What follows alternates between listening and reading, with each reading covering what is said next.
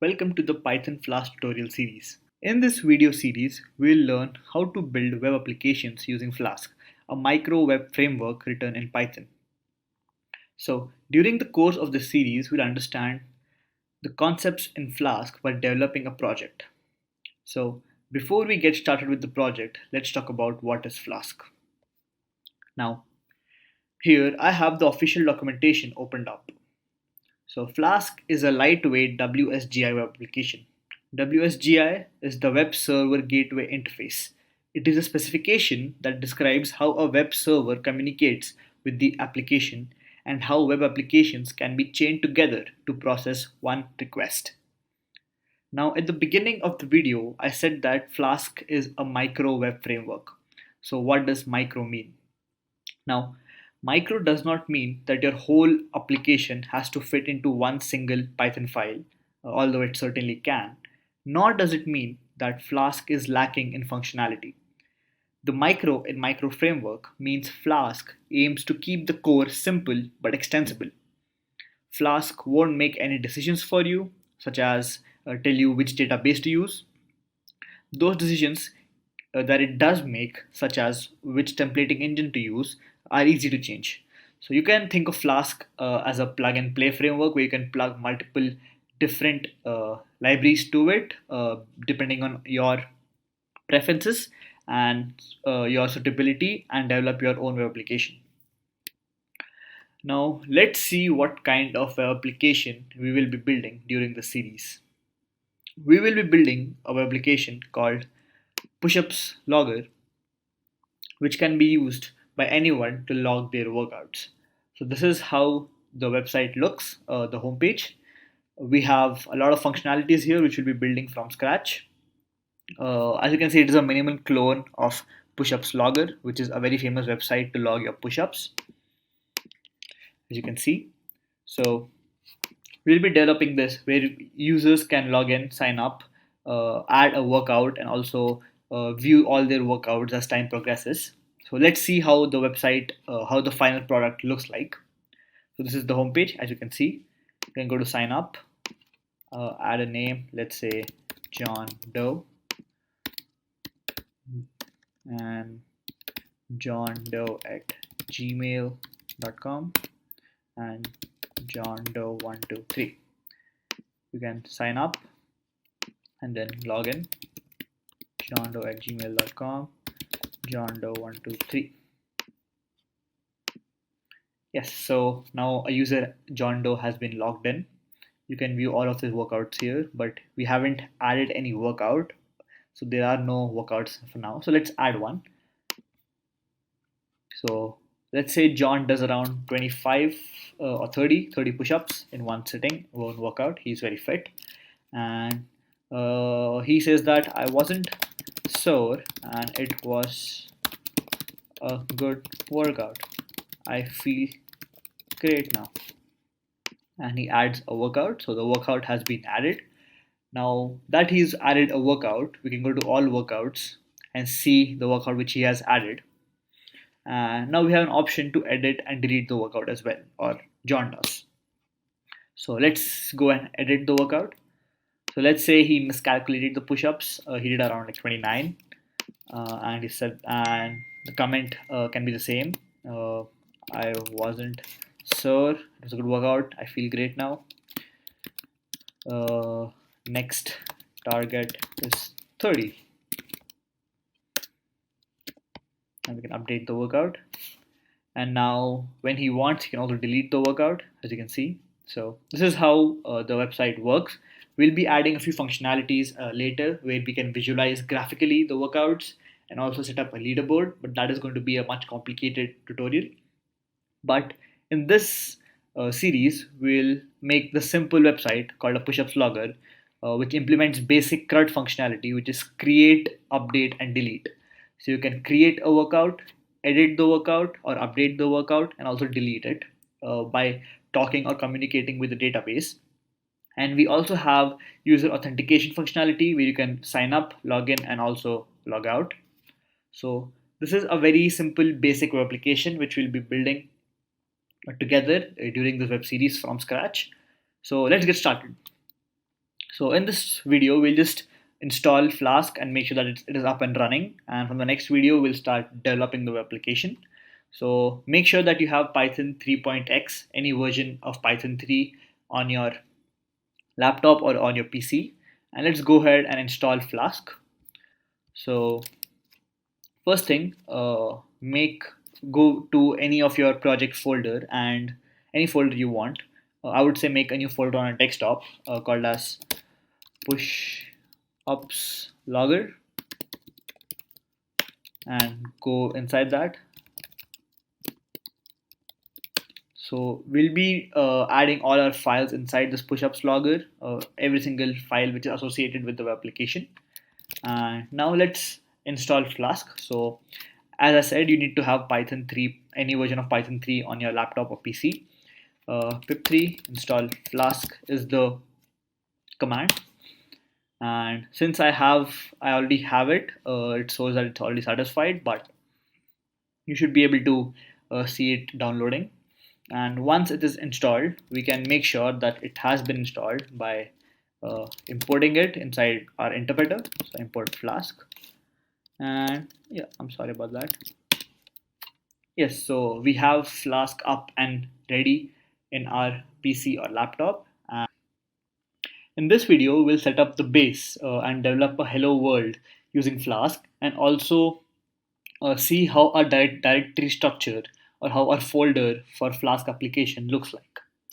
So just before we start coding up our web application and also start the basics of Flask, let's just see how the final web application looks like again. So this is how it looks like. We are going to make a push-ups logger to implement basic functionalities for web, which is one, CRUD, create, update, and delete, where users can create or add new workouts, update the workouts, and also delete them. This is the idea is similar to what the Flask documentation provides as a tutorial, which is making a blogging application. So since all the tutorials on the internet are about making a blog using Flask, I have just made a few changes in the idea, where instead of writing a blog, you log your push-ups or workouts, because during this quarantine, I need something to track my workouts, and this is a very simple idea to do so, and also helps me learn about Flask much easily. The second thing is user authentication, where you can add or sign up as a user and also log in, track your own personal workout, and then log out. So this is what we'll be building. This is how the final application looks like, and we'll be developing the entire thing from scratch. Now let's get started. Let me just close my application, the one which we had made. So in the previous episode, we made a folder inside our directories, where inside this folder we'll be having all of our files. And let's just see, we are there. Okay, so we are inside that, just one structure before that, and let's open this up. So I've opened this up using VS Code, but you can use any code editor or text editor you want to use. I'm comfortable with VS Code, so I'll be using that during my entire tutorial. So we see here that we can just develop something called as a hello.py application file, where we just directly code up our application and start the server running. But since this is not going to be your just a very basic Flask tutorial, we'll be actually developing a project. So we'll be doing everything in a way a project should look like. So we'll be having files which only handle user authentication. We'll have files which only handle the create, update, delete functionality, and everything will be fragmented and like a professional project which you can put up on your resume. So we'll not be following the usual way how Flask applications are built. There's nothing wrong with this. This can be completely done. As a Flask says, it offers suggestions, but does not force anything on you. It is not opinionated. So you can make your Flask applications any way you like. I'll be showing it the way I prefer it, or the way I'm comfortable using it, because it helps me debug the errors pretty quickly. So, and during the course of building the web application, we'll be going through some concepts in Flask, which we'll be talking about. So let's get started. So the first thing, instead of making a hello.py, we'll be making an init.py. So let's just go ahead and make that first, and then we can talk about how to do it. So let me just set up my VS Code again. It's throwing in some errors, that's fine. And go back. So we'll talk about why we went back to our parent directory and not inside this in a second. But let's start. Let's make a new file, init.py. It has two double underscores before and after the name. And this is going to be the first file in the project that runs whenever you run the project. So whenever you run the project, this is the first file that is going to run. That is why it's called the init.py, or the initial file that runs. Don't worry about the .vs code folder here. It only deals with the environment I'm using and other such basic functionalities, and only focus on init.py. So let's first import Flask. So from Flask, import the Flask class. That is the first thing which we do. Next, we are going to make something called as a create app function. So this is a function for which the name has to be create app, because it is given by Flask. We are going to override that to make our own application. So first, let's make an instance of our application. So app is going to be Flask, and the name parameter, which is going to be the name of our project, which will be figured out later. And we're going to just return the instance. So this is a very simple basic structure of our application. We cannot run the application yet, but this shows how to import Flask and create an application using init.py.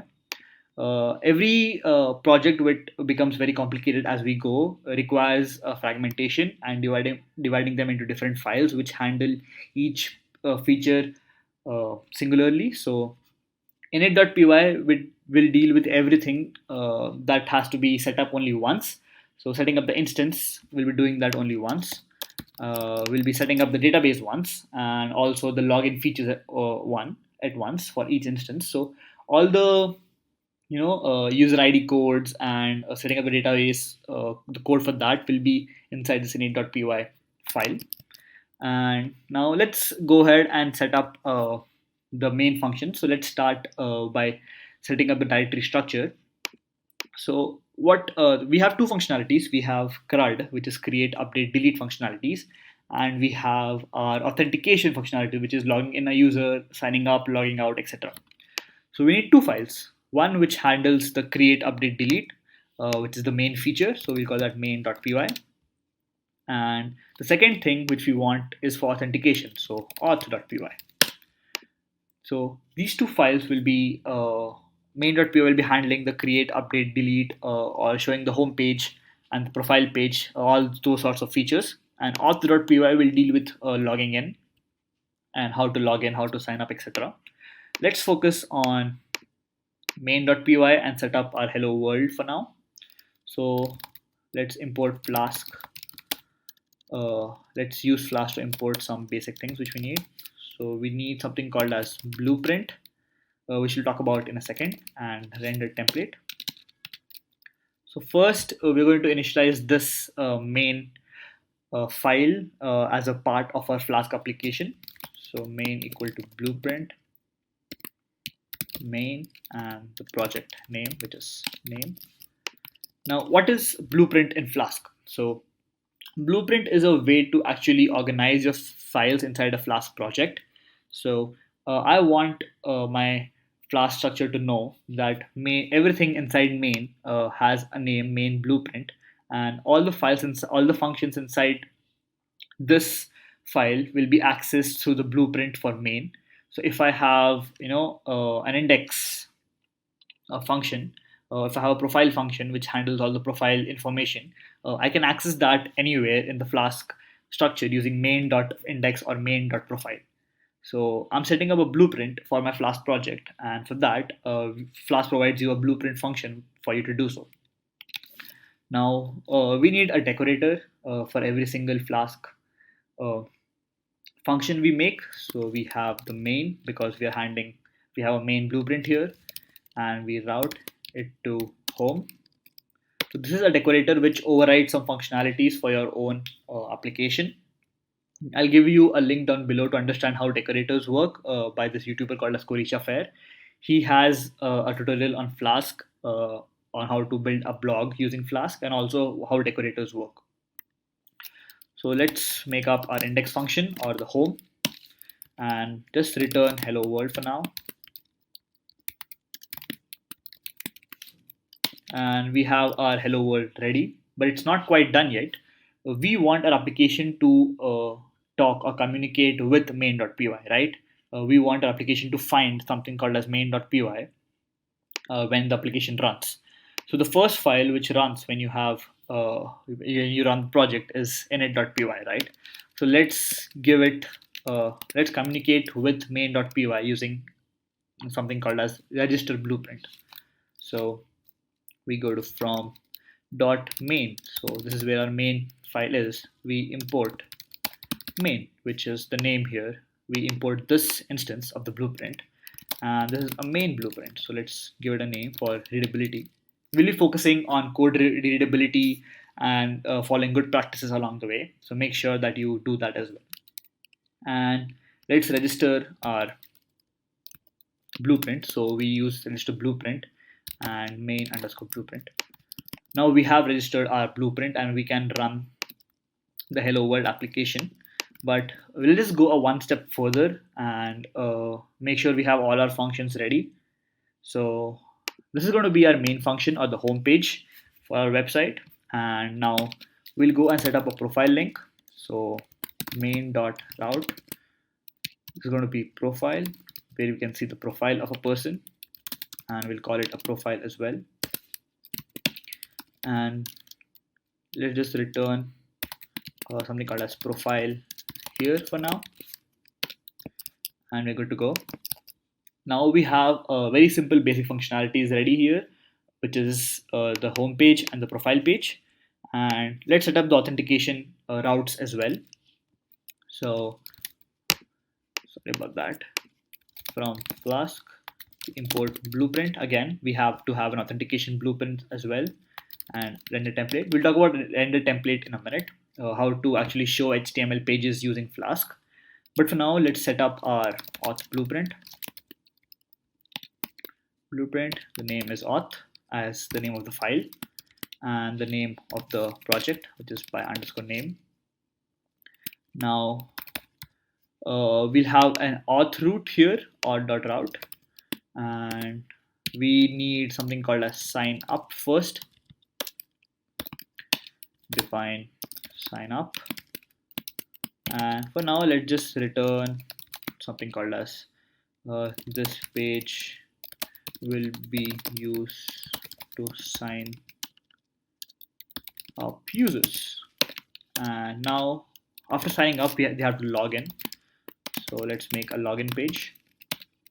Again, auth.route, and my bad, it has to be after a slash. That's going to be a next page, login. And let's return that this page will be used to log in users. And just give it a full stop because I want to. And now that users have signed up and logged in, the next thing which they can do is log out. So let's give them a way to do this as well. So use this to log out. For now, we're just printing text on the web page, nothing else. We haven't started printing HTML pages yet. We'll do that in a minute. For now, we'll just print up text messages on the screen because we're going to set up a hello world for now, and also set up the directory structure. So as you can see, we have two files, main, which talks about how to, which talks about the main features, which is create applications, which we'll talk about in a minute, and also the home file and the profile. And we have the auth page, which deals with only signing up, logging in, logging out, etc., etc. So yeah, I think we're done. Now we have to make the auth.py page communicate with the project. So we do the same thing here as we did for main, from .auth import auth as auth blueprint app.register blueprint auth. And now our application is ready to run, to just run a hello world application. So before we do that, I'll be skipping some concepts here, some explaining some pretty simple Python concepts. So make sure that you have some experience with Python before you jump on to building web applications using it.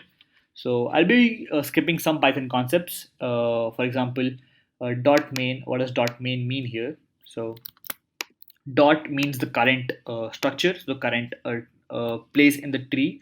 So dot is where all the init auth main files are on the same level, and main is the file which is inside of that structure. So main. So dot main is that. So such simple concepts which I will not be explaining, which you can just go ahead and Google search it. So yeah. So let's just make sure that everything is correct and in the place. So init.py runs your file, the first file which it runs. We create an instance of a Flask app. We connect our main.py page and our auth.py page and return the app. We'll talk about why it has to be named create app only in a minute. We have main.py, so we set up the main blueprint. We haven't used render template yet, but we will be using it in some time. We have our routes, so first the home route or just slash, which is hello world. Again, we have profile, where we can see the profile. In auth, we have a sign up, login, and logout. Now let's see how we can run this project. So go to your terminal or a command prompt, see where your folder is. So inside this folder, we have our files, but go back a bit and type this. So export Flask app equal to your folder name. So push ups logger. So what just happened? Why did we do this? So explore Flask app is an environment variable, a Flask app, which is given by Flask when you pip install Flask, and this sets up the behind the scenes for you, how the WSGI or the web server gateway interface works, how to run the application. So usually you just create a app.py file or hello.py file, not an any.py, and you have this functionalities there. But since we are going to set up a entire project, we have our project name pushups logger, and Flask automatically looks for the create app function inside init.py and sets up everything for you. So now all you have to do is to Flask run, and your website will be running. And we can go to this point and see whether it's running or not. Yes, as you can see, we have hello world here. Then let's go to profile and see what happens. So profile is here. We have sign up. So again, used to sign up and log in and log out. Yes, so our website is up and running. Perfect. My debug mode is on, so there is a way to do it. We'll talk about this in the next video, how to have a debug mode on. What does a debug mode mean? But for now, let's just skip this. You might not have this debugger message here, but go with it now. Close the application using Control C only, because we have to close the port 5000 when we do it. And now let's see what render template is all about. So render template is used to actually show up HTML files using Flask. And how do we do that? So first we need a folder with name templates. The name of the folder has to be templates. Inside that we need some files. So we need let's say index.html for our main file. We need login.html. We need sign up.html, and we don't need a logout.html for now. We'll talk about that later, for why don't we need a logout.html, because we don't show a page for logging out. We just click a button and it logs us out and sends us back to the index.html file. So yeah, now we have our templates ready, and let's actually set up profile again, profile.html. Now Let's render them, or let's just write some really simple functions. So home page, then sign up will have a sign up heading, simple heading is to make sure that it works. Log in and profile. So now let's render them. So to render them, we use when we return something, we return the render template and the name. So index.html. We do the same for all the other return values. So this is going to be profile.html, and for auth, this is going to be sign up, and for login, it's going to be login. Yes, so now we have set up our HTML files, and we have our basic uh, render template functions ready. Let's use them now. You use Flask run, and everything is working properly. Let's go to the home page again, and as you can see, the h1 tag has been rendered, so the HTML is working with your files. So this is how we make a hello world in a project manner, not a simple hello world, but how we can do it for a project. So we have our init.py, which is the first file that runs when you run the project, when you do Flask run. It sets up your Flask instance behind the scenes. It registers main, so that is where you can see the main functions and also the auth functions. We have used Blueprint to do that, and to render the templates for HTML, we use the render template function. And we just printed the hello world for now, but in the next video, we'll set up more. We'll talk about what is Ginger templating, how to set up Bootstrap, etc., etc. In the previous video, we talked about how to set up our hello world and the project file structure. So we created an init.py, which is how we set up our Flask instance. We also talked about blueprints, which we can use to handle our files in a Flask directory. We also talked about how to render HTML files using templates in Flask. So today we'll actually build more of our application, and we'll also look into templates and Bootstrap and how we can use this both to build some components of our website. So let's get started. Before we start our next step, I just want to let you know that I have made a static folder. So a static folder in Flask contains all the static files, so static CSS files, images, fonts, etc. of your project. So make sure you have the static folder ready with images and some CSS, which we'll be using in a while. These CSS files only have the fonts and etc. Nothing important for Flask. We'll be using these in our late HTML code as well. So let's get started. So now when we want to build our push-ups logger application, what we notice is that it has a navigation bar which has the workouts, signing in, logging in, the profile page, etc.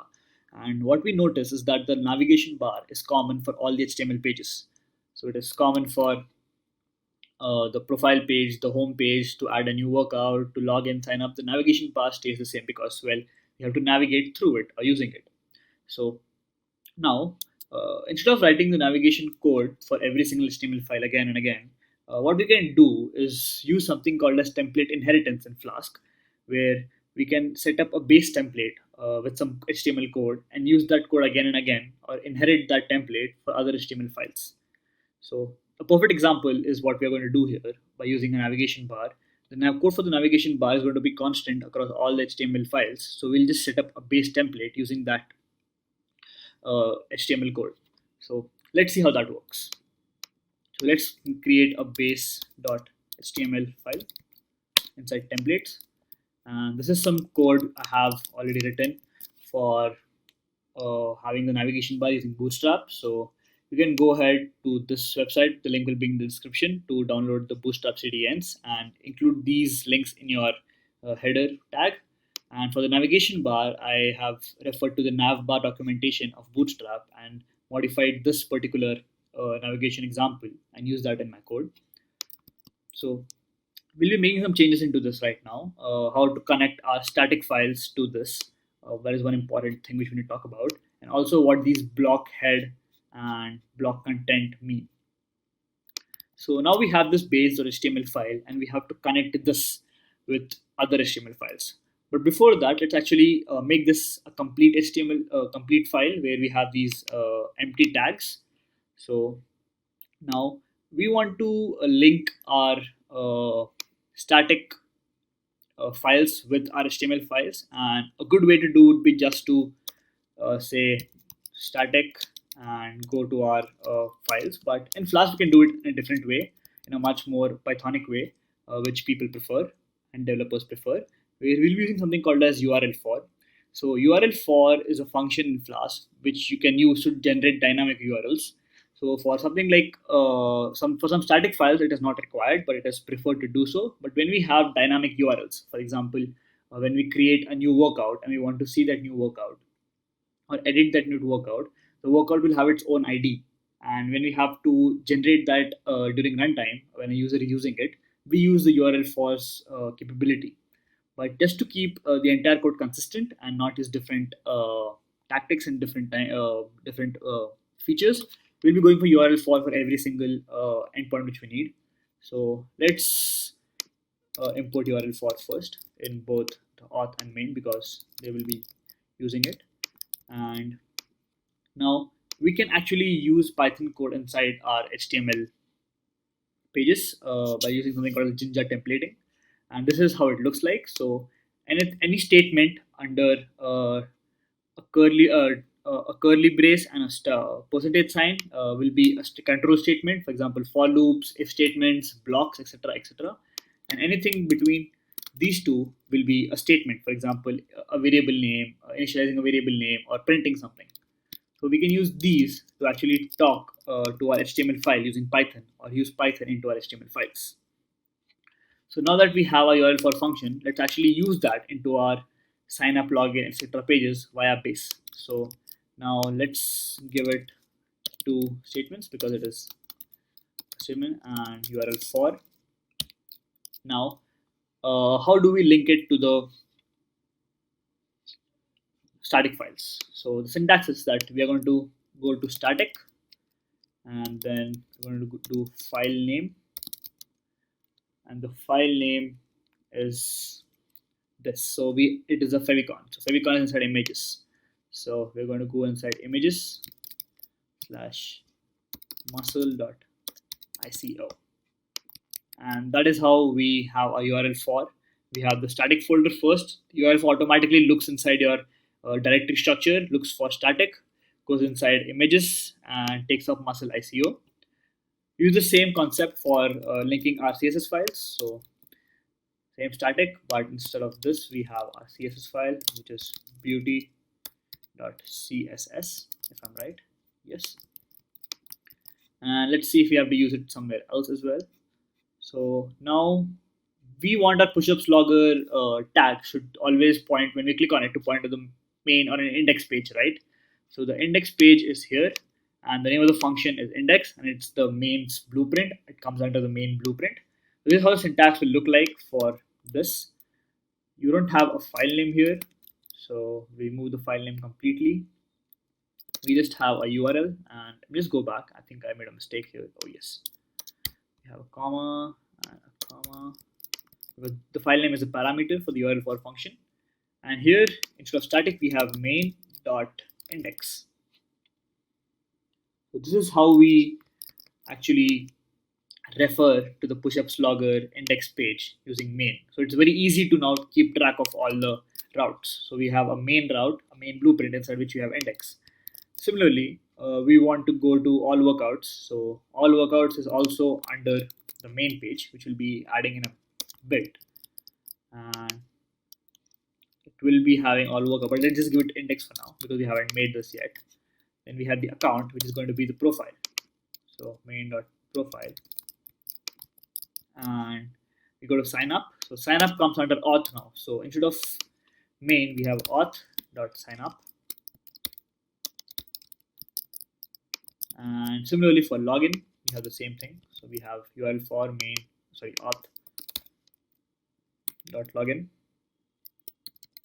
So as you can see now, using blueprints, we are able to really we're able to write the code very easily and very intuitively, where we can clearly understand that this is under the main blueprint under the main features, and these come under the auth features. So now that we have written the base.html, let's see how template inheritance works and how we can actually add this to our other pages and just inherit from the base. Let's go to index first. This is how the syntax looks like. We have a control statement, and it extends from what? Extends from base.html. So now that we have added extends from base, everything from base should be under this. But I would like to change some CSS files here because I need to use this later. So let's see how we can actually override our head to add some CSS files. So now we use the block control statement when we have to override something from our inherited template.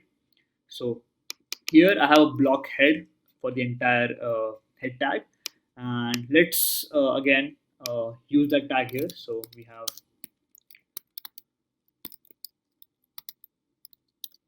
block head, and now we want to inherit everything from the head tag except the CSS file, or actually override the CSS file.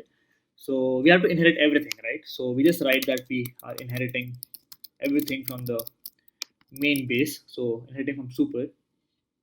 Then we add our own CSS file. So I'll be linking here, and we want the extended beauty here. So let me just go back and copy the code for adding the link. So here we have our static, and the file name is extended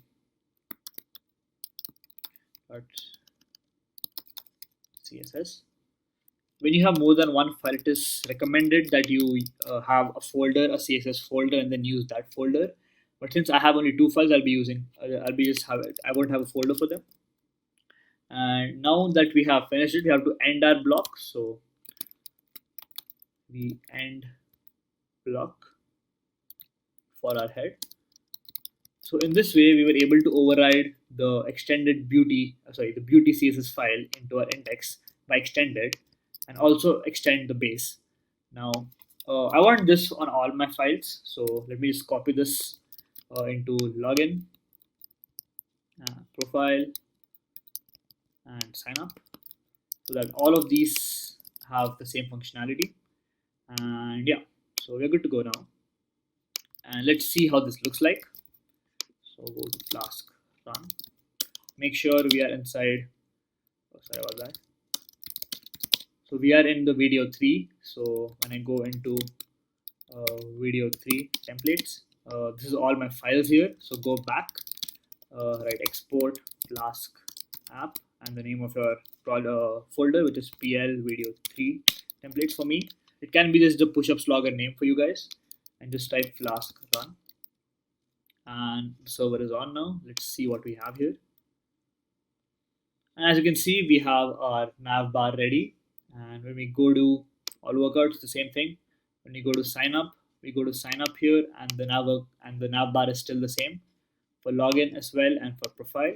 So now our nav bar is done, and we can go ahead and start filling our application with other content. So let's go ahead and do index now. So now in the base, when you scroll all down after the nav bar, we have a block content where we can actually add our content here. So I want to add content here in between, so I'll be using the same tags for my index page. Sorry about that. So now go ahead like this, and this is going to be down all the way, and we add our content here. So first I need a hello, so welcome to the page, so a hello. After that, I'll have an image of a person doing push-ups to make sure that they know it's for doing push-ups. So again, we have the source, which is going to come inside here, and the file name is going to be images / pushup.png. So this is what the image looks like, pushup.png, and the alt is going to be, or the text is going to be just pushup guy, and I want a height around, let's say 200 px. That should be good. Now that we have this, let's just write some content on about our page. So what can we write as a content? So welcome to your push-ups logger. Then let's give it a line break. And what can we write here? This website implements basic CRUD functionality, and user authentication features using Flask. Simple welcome. And let's see if this has already changed. And yeah, so we just welcome to the push-ups logger. We have the image ready and we have a simple description. So this was it for this video. It is a lot to take in, so make sure you go through the code and make sure that you are good with your HTML, CSS, and JavaScript basics to understand, because I did not write the HTML code from scratch. We talked about URL for and how we can use that to create dynamic links. We talked about template inheritance and how we can use the block control statements with these special ways to actually use Python in our HTML code.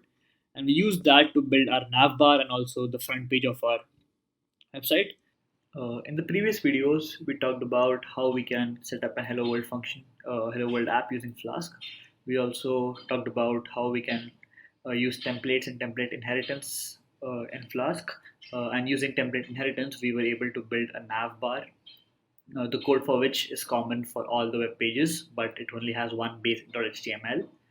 In this video, we'll talk about how users can input their data into a form, and we will be using that concept to build a sign up and login page. So let's go and just make sure our web app is up and running. So we use Flask run, and let's just see that our website is up and running. Yes, and it is. So we'll get to the sign up and login part later, but our website is up and running and this is how it looked like. And now before we jump on to building the sign up and login page, we have to talk about something called as HTTP requests.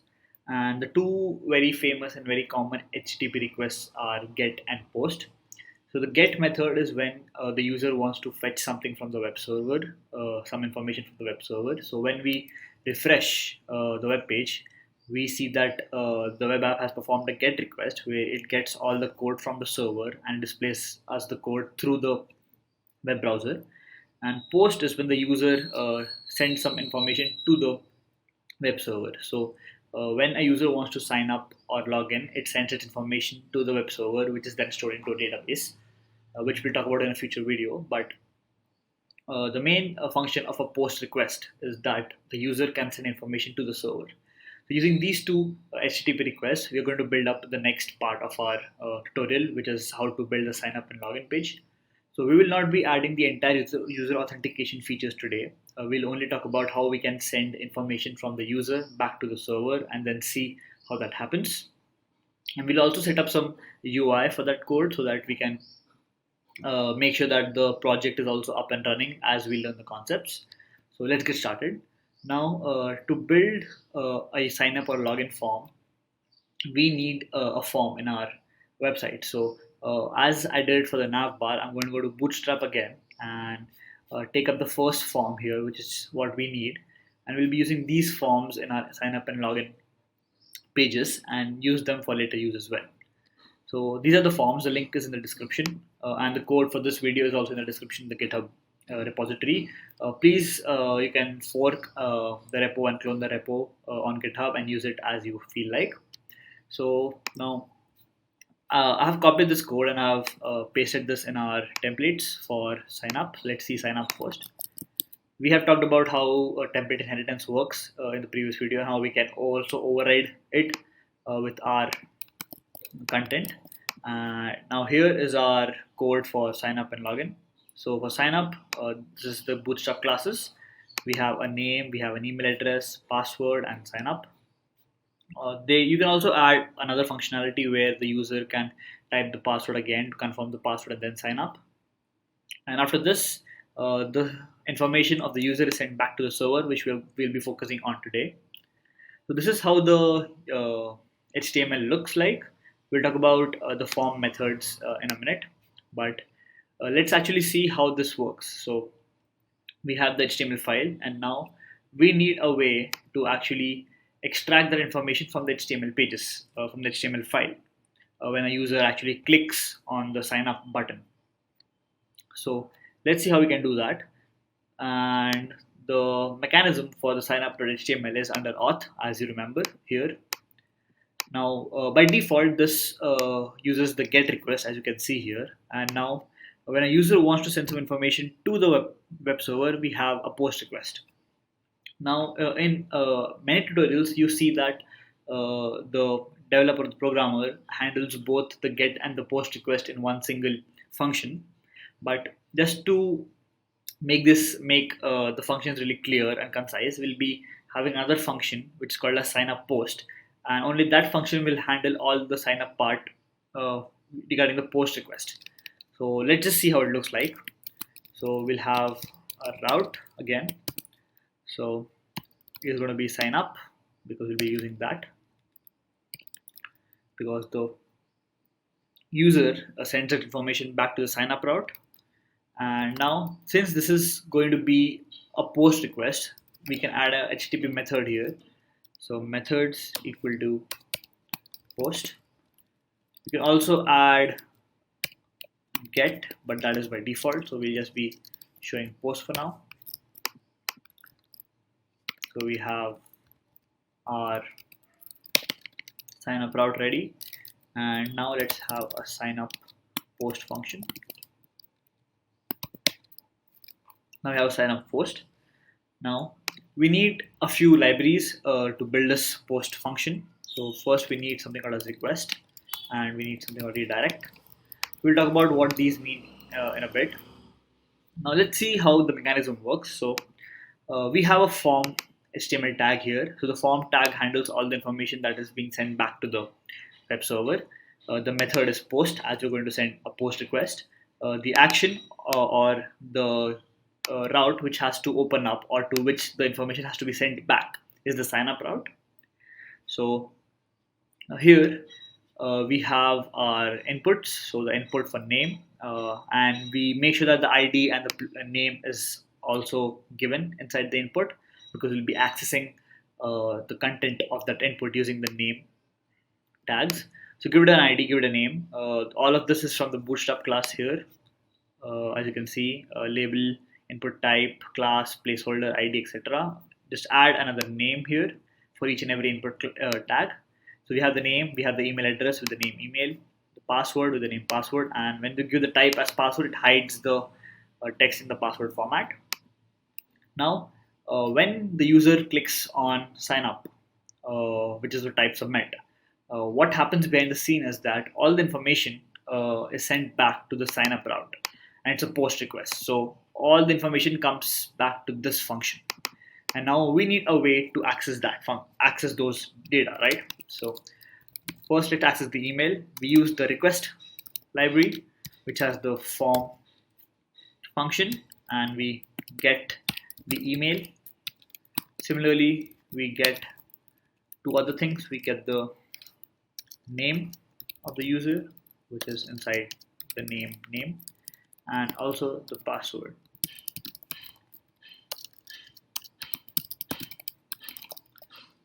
Now, in this way, we have collected the email, name, and password from signup.html page, and we can do whatever with it for now. In the future videos, we're going to take up these names and then put them inside a database in SQLite. But for now, I'm just going to display just to make sure that the post request is working. I'm going to display that in the terminal and see whether we're able to get this or not. And also, when we set up user authentication, we're going to hash the password and then store the hash, not the actual password, so that there are no security breaches in our web application.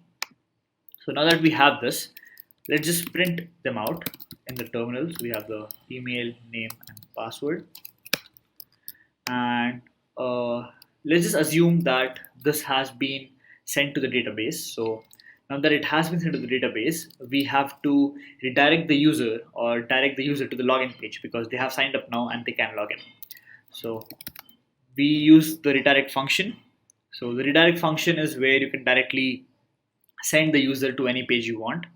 So we use the redirect function. Inside that we have a URL for, because we want to make sure that we are following the notion to or.login. Now, using the request library, we get the email name and password which has been sent back to this function sign up post. It handles the post request, and once the post has been sent back to this function, we redirect to the login page, because once the user has signed up, they can log in now. So we'll set up the login page similarly in a bit, but let's see whether this works or not.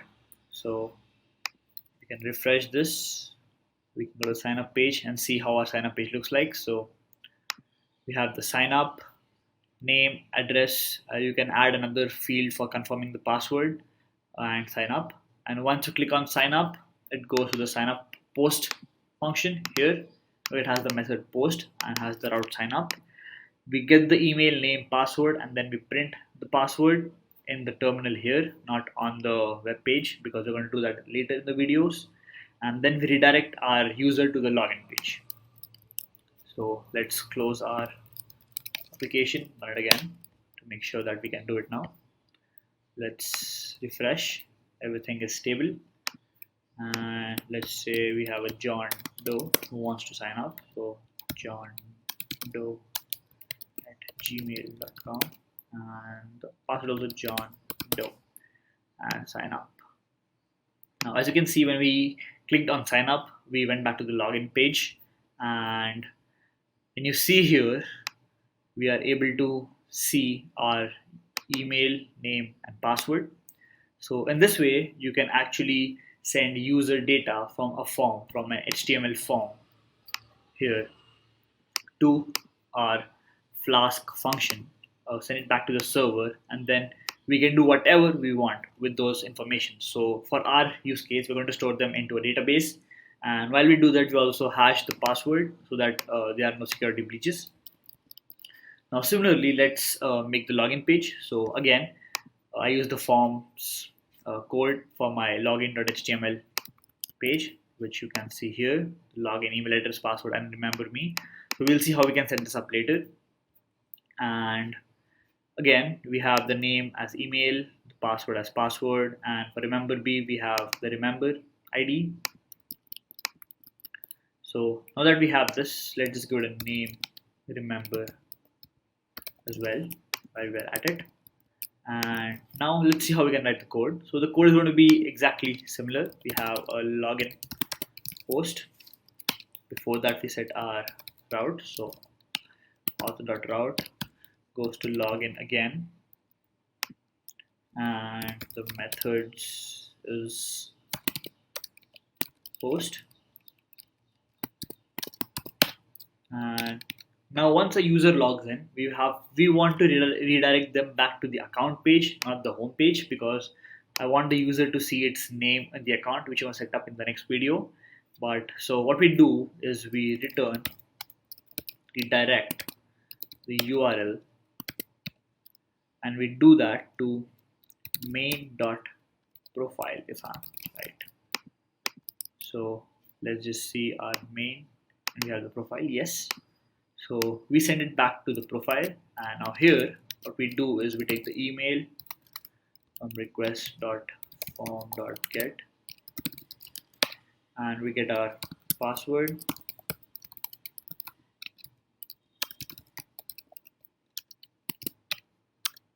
sorry about that,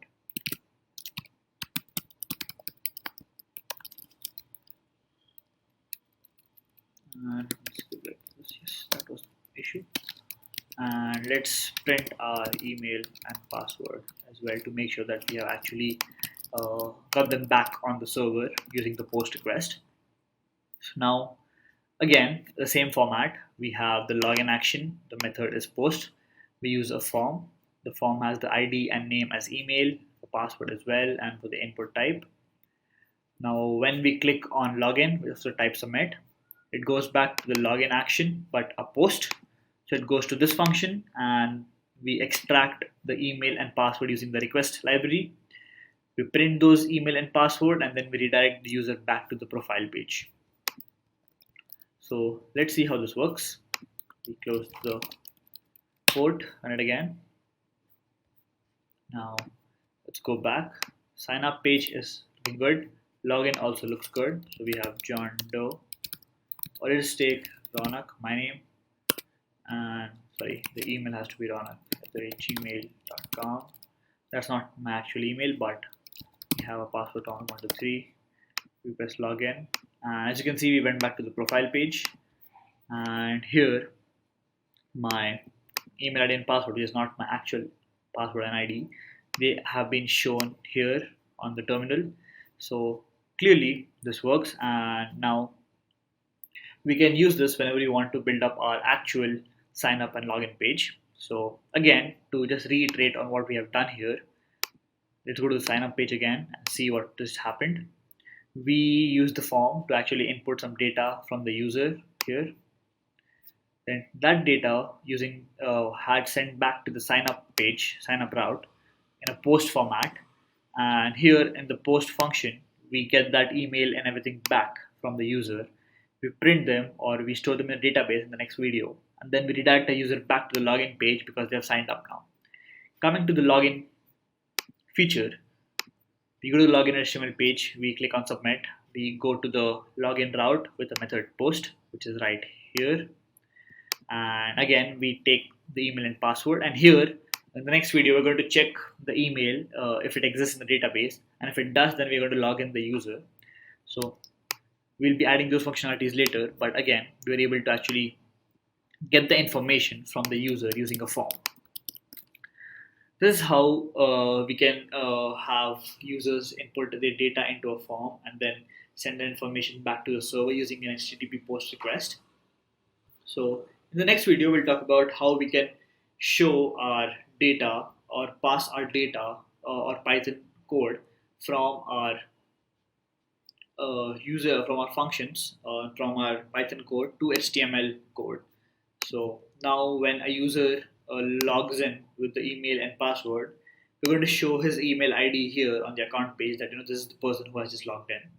In this video, we'll talk about how we can set up our database in Flask and how we can connect our web application, which we have written in Flask, to the database. For the database selection, we are going to be using SQLite 3. The links are in the description for the source code of this video and the previous videos, and also for how to learn or way to learn about SQLite 3 more. I'm really sorry about the audio quality of the videos. I'm in the process of getting a new mic, and the audio will be much more clearer from the next video. Until then, I'll try to be as slow as possible and also as articulate as possible. So let's get started. So let's see where we had stopped in the previous video. So let's run our web application and let's see how it looks like. So we had developed the front page, we have our nav bar ready, we had developed the sign up page and how we can send a post request or how we can send user data to the server and sign up and login. Now we're going to sign up a user or just enter his details into the database, and we'll see how that works. So this is how our init page looks like. So let's add our code to actually initialize our database. So first you need SQLAlchemy in your program, so install that. I'll have the link in the description how to install SQLAlchemy in your project. Then let's import that. So from Flask SQLAlchemy, we import SQLAlchemy. Let's initialize our database. So db equal to SQLAlchemy. We have our instance of SQLAlchemy ready here. Now we need to add some configurations into our app. So first we need a secret key. So usually we have a secret key in a different configuration file, but since it's just a hobby project, we can have a secret key here, which is exposed in the code. And we have another config, which is for the URL of our database. So we will be generating a database. So we need to let Flask know where our database URL is. So it's called as URI. And it starts like this. So it is an SQLite database. So SQLite colon 3 slashes, and it is going to be inside the same structure. So it's going to be inside PL video file for my project. So, and the name will be db.sqlite.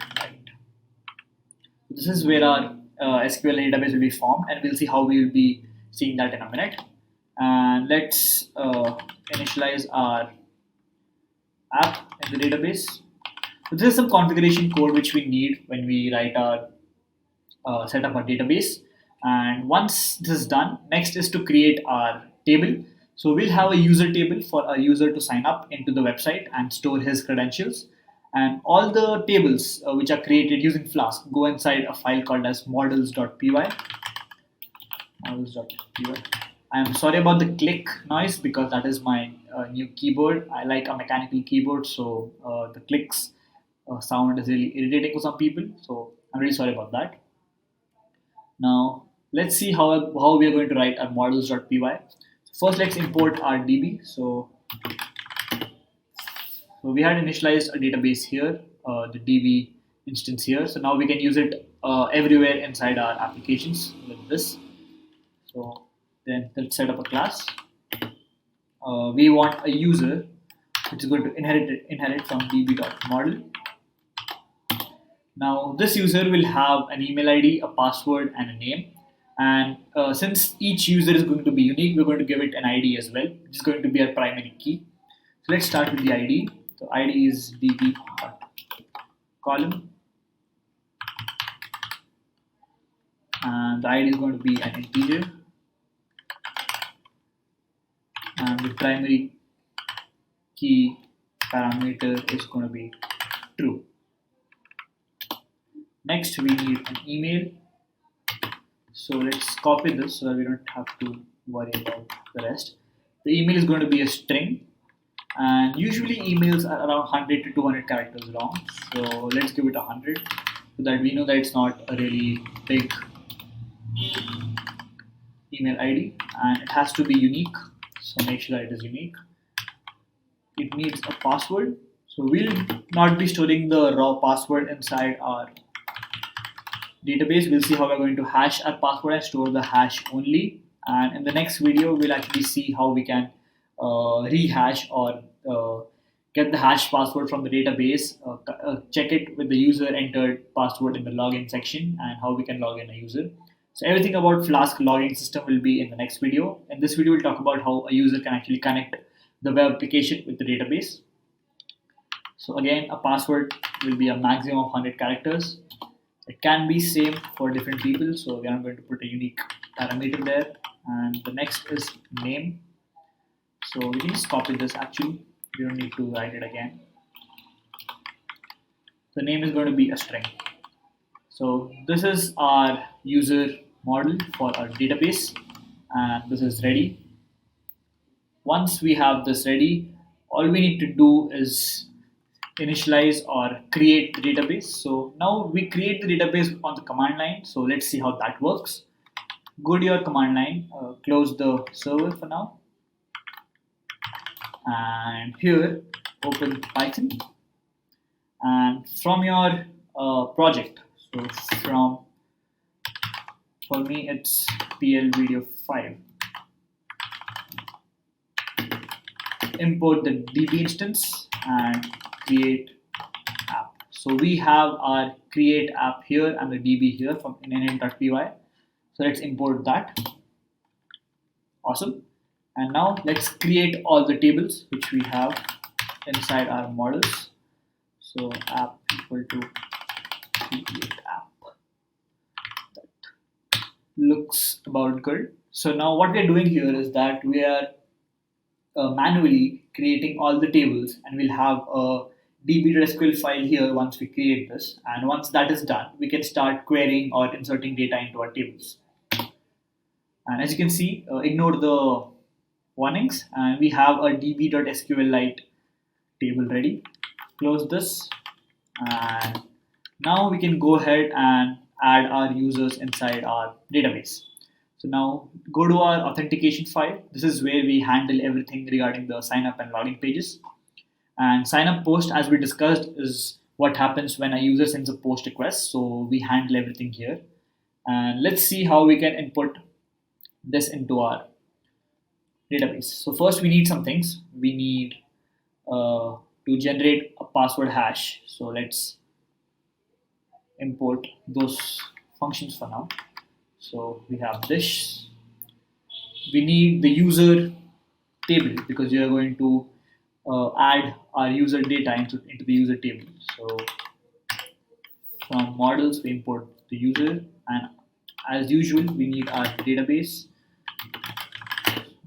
We have our DB ready. So now we have all the required libraries, and let's set up our sign up page for now. So let's comment this out. And now first, once the user has put his email ID, name and password, we need to check whether the user is actually already signed up or not. So for that, let's extract the user from the database using the email. We have user dot query. We use the filter by function. So filter by the table with the email. The email is the email here, which we have at the top, and get the first result. Now here, what we're doing is we're querying the database or querying the user table to get the row which has the email, and we get the first row, not multiple rows, just to be sure that we get the first one. And once this is done, if the user exists, then we just print that the user already exists, so that people know that they cannot access it. And once we complete this page in the next video, we're going to redirect the user back to the sign up page. So let me just finish this. I think there's some error here. Let's see what the error is. The indentation doesn't match. That's fine. The indentation doesn't match here as well. Okay. So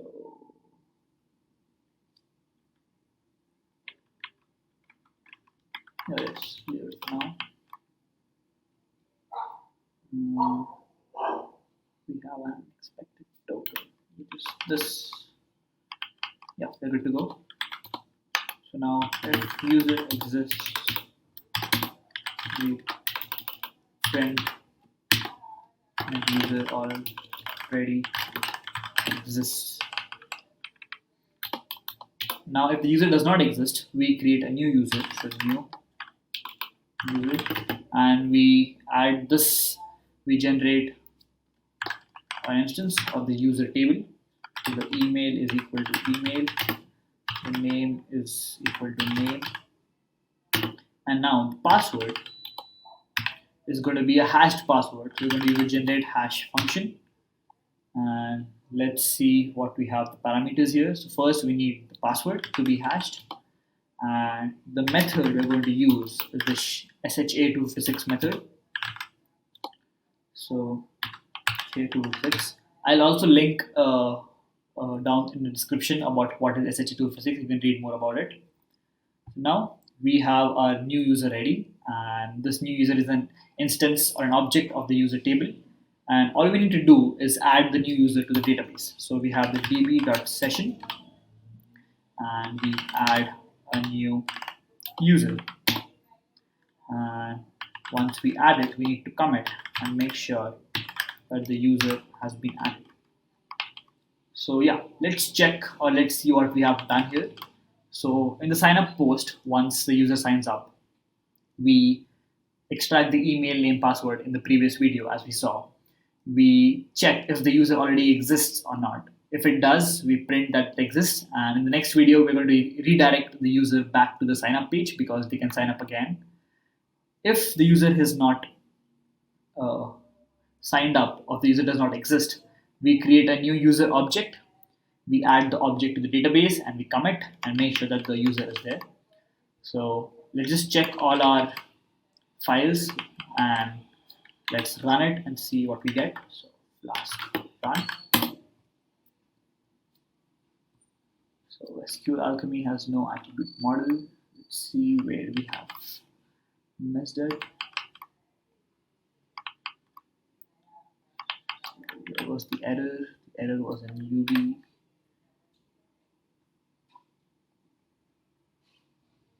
Oh, sorry, it has to be capital. My bad. Now let's go and we're good to go. Let's refresh our page and go to sign up. So we can add my name again, so Ronak, or the email ID is ronak@gmail.com. This is not the true email ID, and ronak123. We sign up and let's see what the error is.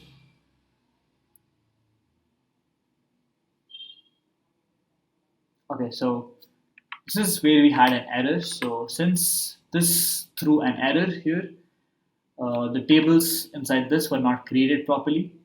So not a problem. We just have to do this again. So go to Python 3 and delete our database again. So move to bin, and now from PL video file we import db and create app, and db.create all, and the app is the app. Awesome. So now the database is created, everything else is done. Now hopefully our should not throw any other errors. Let's see if that is the case. We go to our home, go to sign up, enter the name again, ronak@gmail.com and ronak123. Let's sign up. And yes, we have been signed up and we have been redirected back to the login page. Now, to actually see whether we have signed up or not, I'll be using something called as a DB browser. So I'll link down a link for this as well. So DB browser lets you see your tables, visualize it properly, and see whether all your data is inside your database or not. So we are going to open our database. So let's see. We go to projects.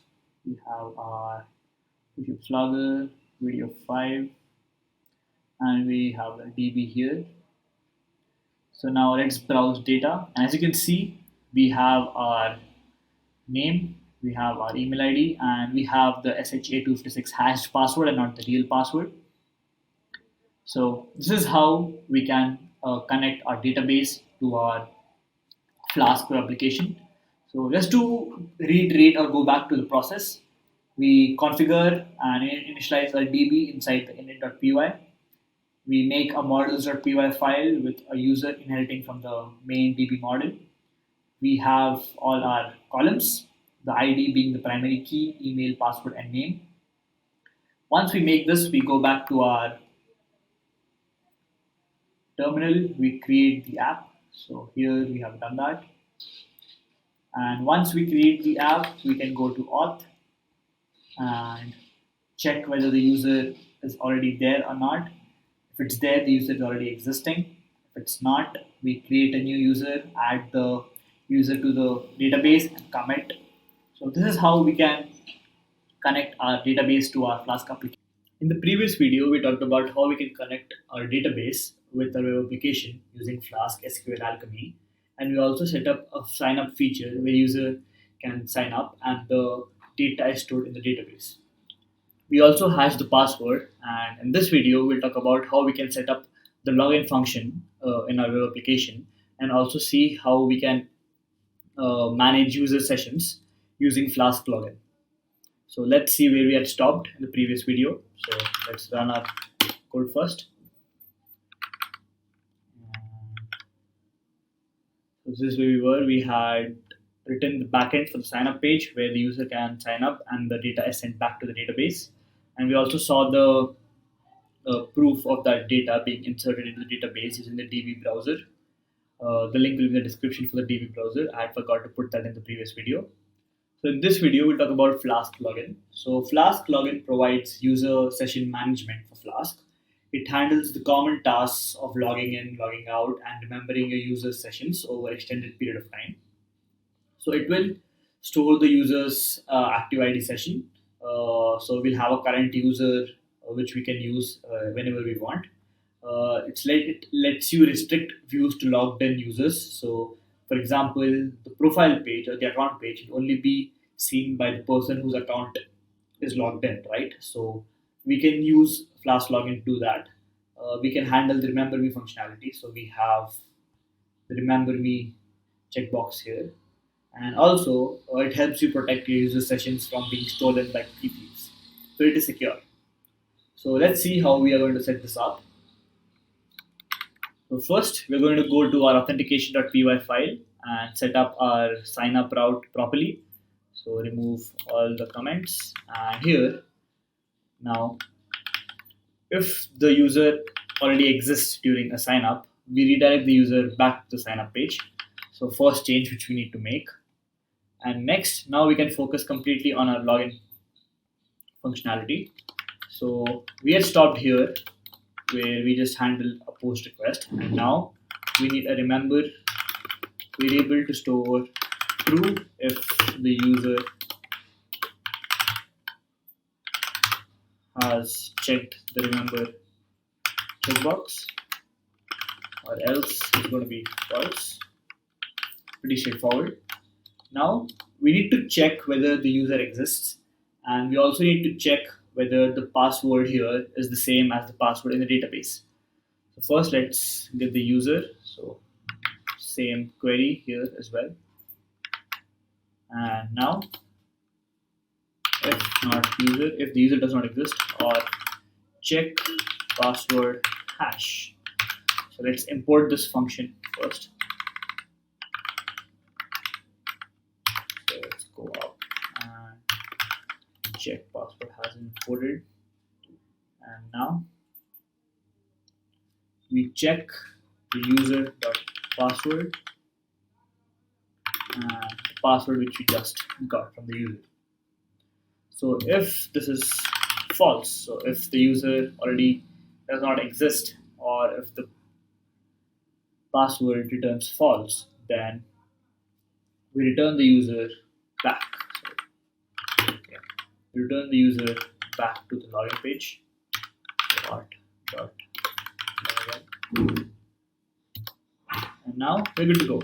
And if the user exists and the password is true, we send them back to the profile page.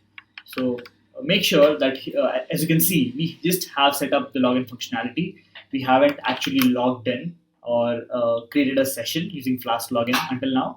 We'll do that in a bit. Now let's start doing that. So first we go to models.py and we add our user mixin function. So the user mixin function by Flask-Login will add the Flask-Login attributes to the model so that Flask-Login will be able to work with it. So let's see how that works. So from Flask_login, we import user mixin, and let's add that inherit here. So we're good to go. Now that this is done, we need to specify our user loader. So a user loader tells Flask-Login how to find a specific user from the ID that is stored in their session cookie. We can add this in our create app function along with the init code for Flask-Login. So here, let's import the login manager. So from Flask-Login, we import the login manager, and let's add the code for that. So simple, pretty simple, straightforward code. So here we have initialized our login manager object. The view is auth.login. So auth.login is where it needs to find the login code /login here, and we init the app, a simple boilerplate code. And now we need to have a user loader which tells Flask-Login how to find a specific user from the ID stored in the session cookie. So here, let's get our user model here inside, and now we have a login manager dot user loader, and let's load the user using user ID, and we return user dot query dot user dot query dot get int user ID. So now Flask-Login knows how to find a specific user using the session cookie, this piece of code. And now let's set up our login session inside our login post.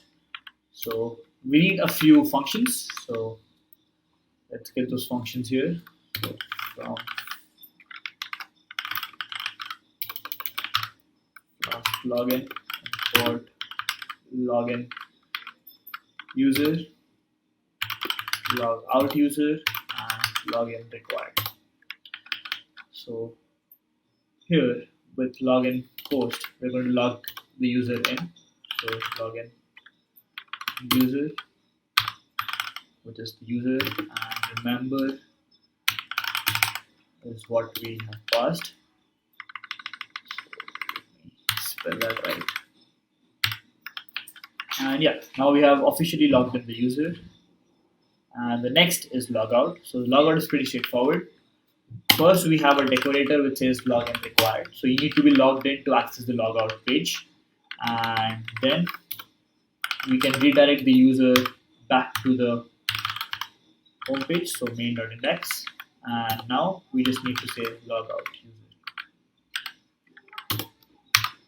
And we have logged out the user. That's pretty straightforward, pretty direct. Now that we have a user that is logged in, and now when the user logs in, it is sent back to the profile page. So the profile page also has to be protected, and it should be login required. So let's first add that. So from Flask login import login required, and we need the current user here because we're going to print the current user name in the profile page. So we have the login required current, so login required, and inside our profile.html, let's send the name as current user dot name. Now that we have sent the username, let's see how we can handle it here. So we have the content block, and inside this, let's have an h1 tag. Welcome name using interpreting, and that's it. So now when the user logs in, goes back to the profile page. In the profile page, we have a login required decorator which ensures that the user is logged in, and it shows the name of the user or the person who has logged in. So that's nice. Now we need to make some very small changes in our base so that we can set it up better. So let me just tell you what kind of changes. So we have a form here where the user can log in and log out. So let's convert that form to something else. So now if the user is logged in, he can add a new workout. So we'll be adding functionality for this in the next video.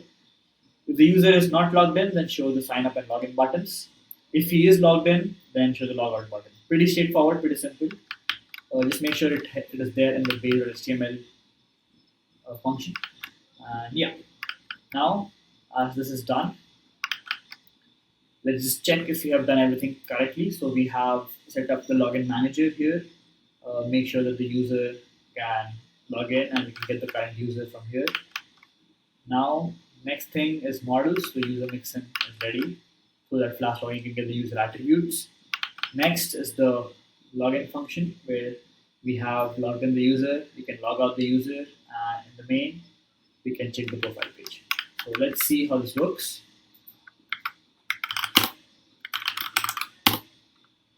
Now we have switched on our server. we have a sign up page. So we'll sign up for something else. So test 123 test123 at gmail.com and test123. Let's sign up. Let's log in to test123 at gmail.com and test123. There's an error. Let's see what the error is. Remember is not defined. So just a second. We go to auth.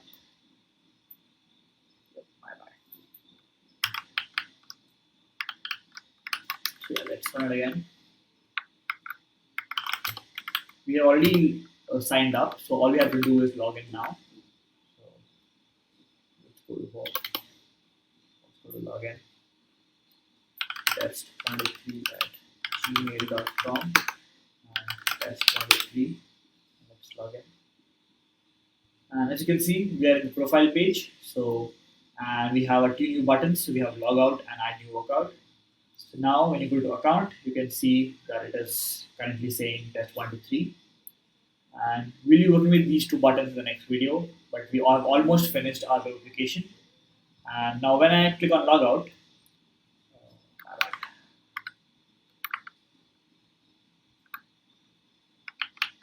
let's see what the problem is here. There's some errors, so yeah, we'll fix this in the next video. There's some pretty simple errors, nothing else. Main.index, we log out. So yeah, we'll see this in the next video, but for now, yeah, this is how we log in a user and handle the user sessions. Thank you. So before we start today's video, I'd just like to say that a lot of people have been asking me about learning Python, how to learn Python, and how to go about applying jobs.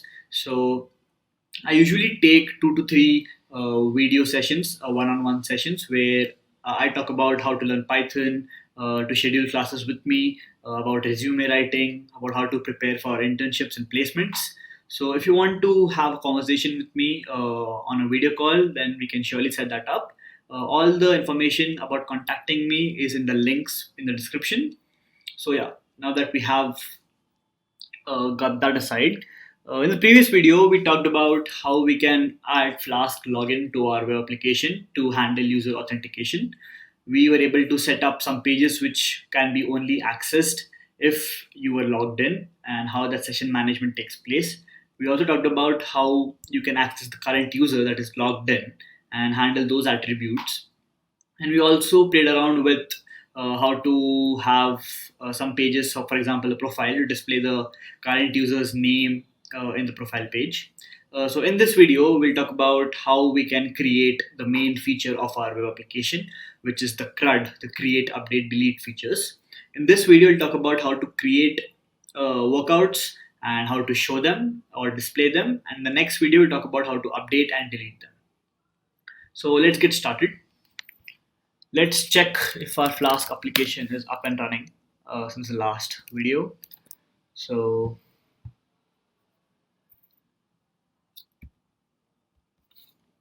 yes, it's running perfectly well. Let me just check a few other details, and it's good.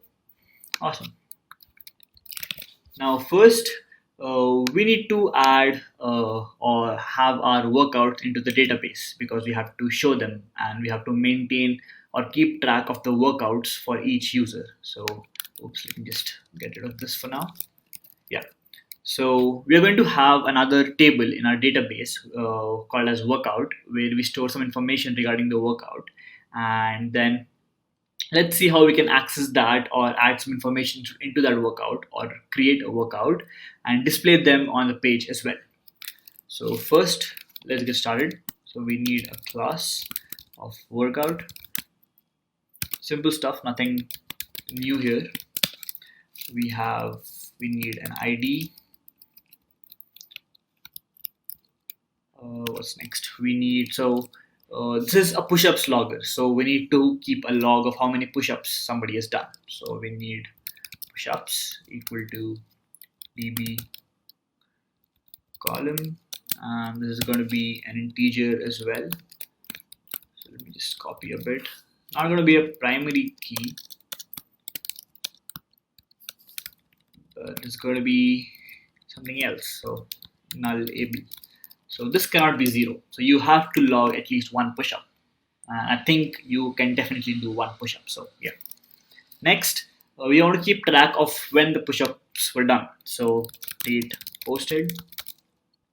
It's going to be db column, and this is going to be db.date time format. Again, cannot be null because it's going to be input automatically using default. It's going to be something here. So we need from date time import date time. Yeah. And here we're going to have date time dot UTC now. So I'll be storing the date in UTC format, and you can change that to IST or any other country or time zone you like. Awesome. Now we need a comment. So how was the workout? Was it easy? Was it tough? So you write that here. So again, column, but this is going to be text, and again, at least put in something inside that, right?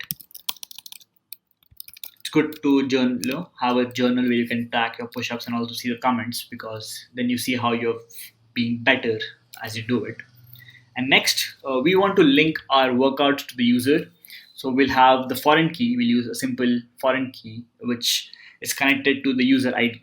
So user ID is equal to, sorry about that, db dot column db dot integer. Now it's foreign key, and it's going to be from user table and the ID column.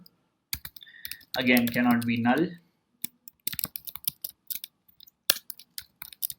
Awesome. So now we have our workout table ready.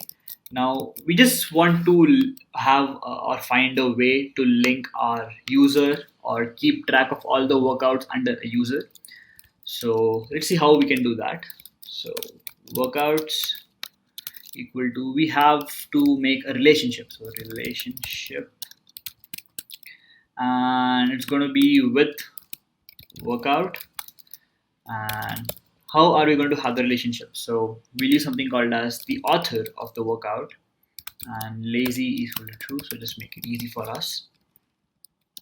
Now we'll see what this means. So what we just did here, we'll see when we implement the add workout function.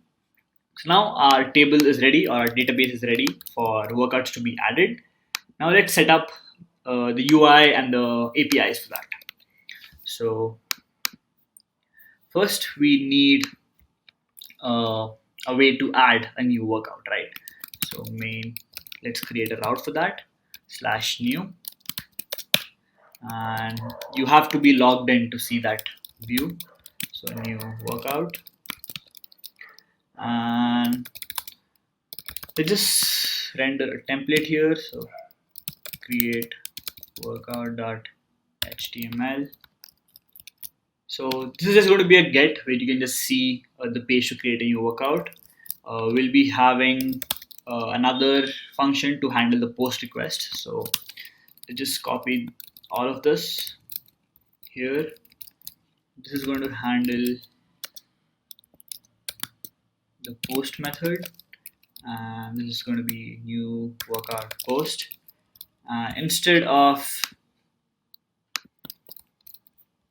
rendering this, we want to render this to the main, render it back to the main page, because you've added the workout and you want to see it. So this is done. Now we need to add some logic here of the post request, but let's create the HTML page for create workout. So new file, create workout.html, and since I don't want to focus on the code for the workout, let me just paste it and go through this. So first, the same old blocks, inheritance, and then we have some new things here. So we just want to display some flash messages. We'll talk about this later, but bear with this for now. We'll have a complete video only on this because they're really important. Then we have a form, so post to new, where this fellow function comes into the picture, and we have the push-ups, a comment, and you're able to add the workout. Now, awesome. Now let's see what do we do with the information. So first we do push-ups, go to request.form.get, nothing different, it's the same stuff here. We do the same for comment. Now we need to add this into our database. So workout equal to workout, we need to use the workout class, but we haven't imported that yet. So let me just import everything now because we are almost at the end. So we need the database, we need the user, workout, and all the other things. So workout, and now let's add our stuff. So push ups equal to push ups, comment equal to comment, and author, which we talked about, is going to be the current user. So the author here, which we talked about, the way we link or form a relationship between the user and the workout is through here. So now Flask understands that this workout belongs to this particular user that is logged in. And now simple stuff, we are just going to add it to this DB session and commit, and then we redirect back to the main. Now let me just flash a message here, which we'll talk about later. I'm sorry that the workout has been added, and yeah, so now we will be able to add a new workout. Now before we test that, let's see how we can display our workouts as well.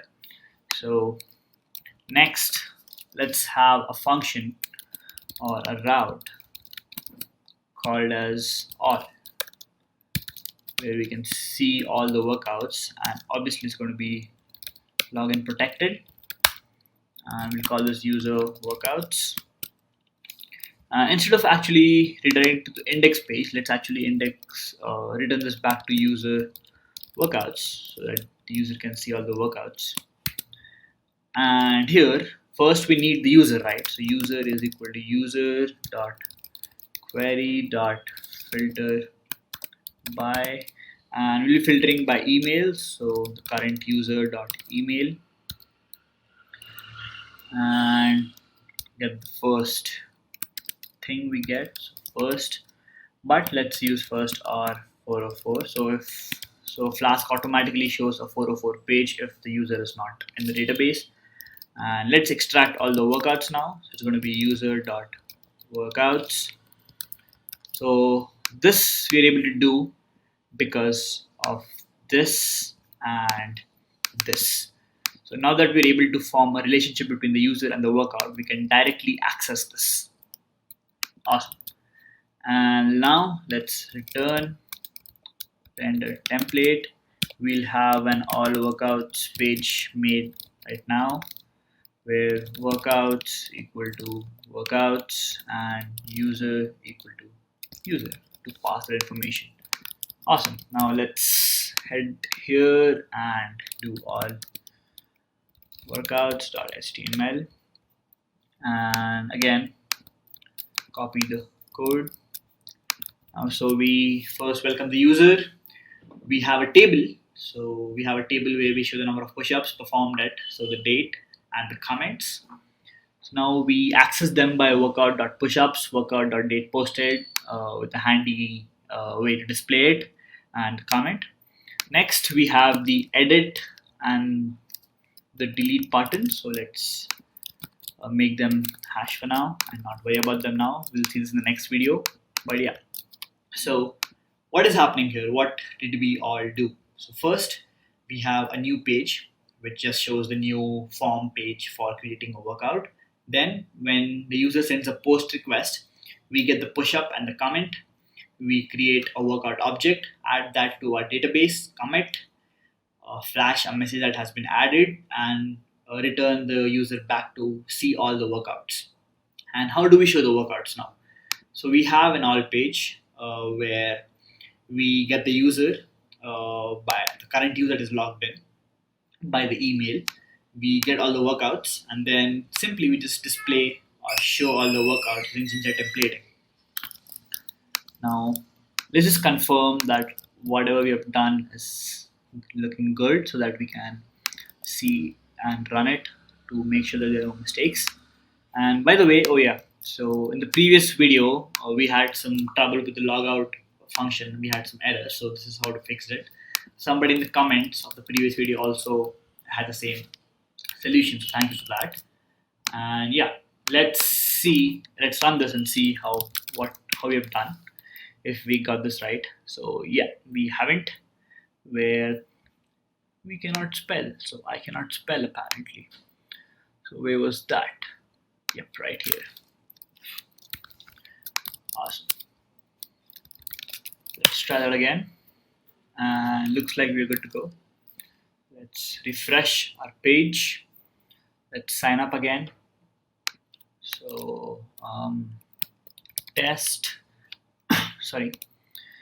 test234@gmail.com, and password is test234. Sign up.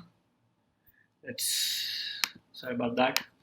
Let's log in. test234@gmail.com, and the password is test234. And we have logged in. Awesome. Now let's go to add new workout.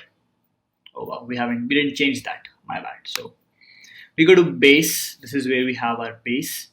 And so yeah, I knew we were missing something. So we go to this little guy here to add new workout. Instead of profile, what do we need? We need new workout, right? So let's go to base and add that here. My bad. And I think we're good to go. So we can just close and open this again. Awesome.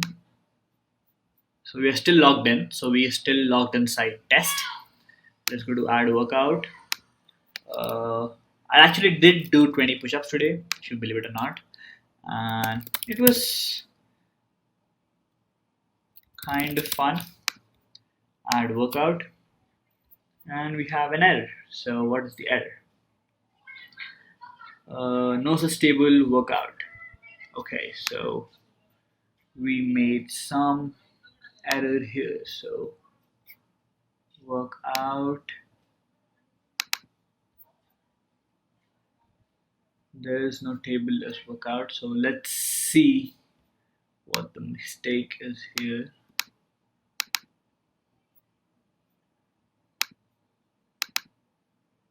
Everything looks good. We haven't done anything yet. So why does it say no workout table? So let's see if the table was actually created. So we have the DB browser for that. And yeah, so open database. Let's go to projects, go to push-ups logger, and we got it right here. So yeah, we have just one table. So yeah, we had not created the table. Let's see why that happened. So what we can do here is this. So usually when this happens, I create the tables again. So let's see how we can do that. So again, clear this out, use Python 3, and give me a minute until I get that. So we're going to create all the tables again and see how that works. So we configure the database, and yeah, right here. So we need create app and DB. So from keep forgetting the name. We import DB and create app, and yep, we did that. And let's read the database first, just to be careful. Close this, and Yep, we're good to go. So sorry about that. We have to do this again. And yeah, let's run this back. Flask run. Let's see everything from scratch and make sure we have our database ready. So DB browser, we created the workout table as well. Let's open the database, projects, pk logger, and yeah, we have the workout table. Awesome. Now we can continue the same work. We sign up with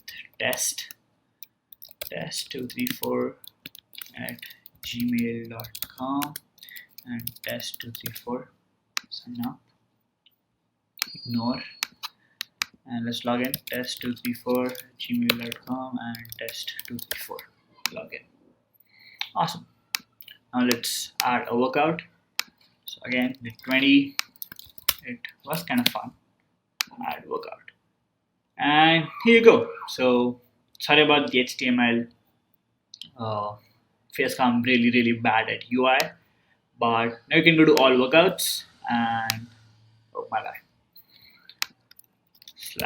/all, and you can see the workout. So let's add another one.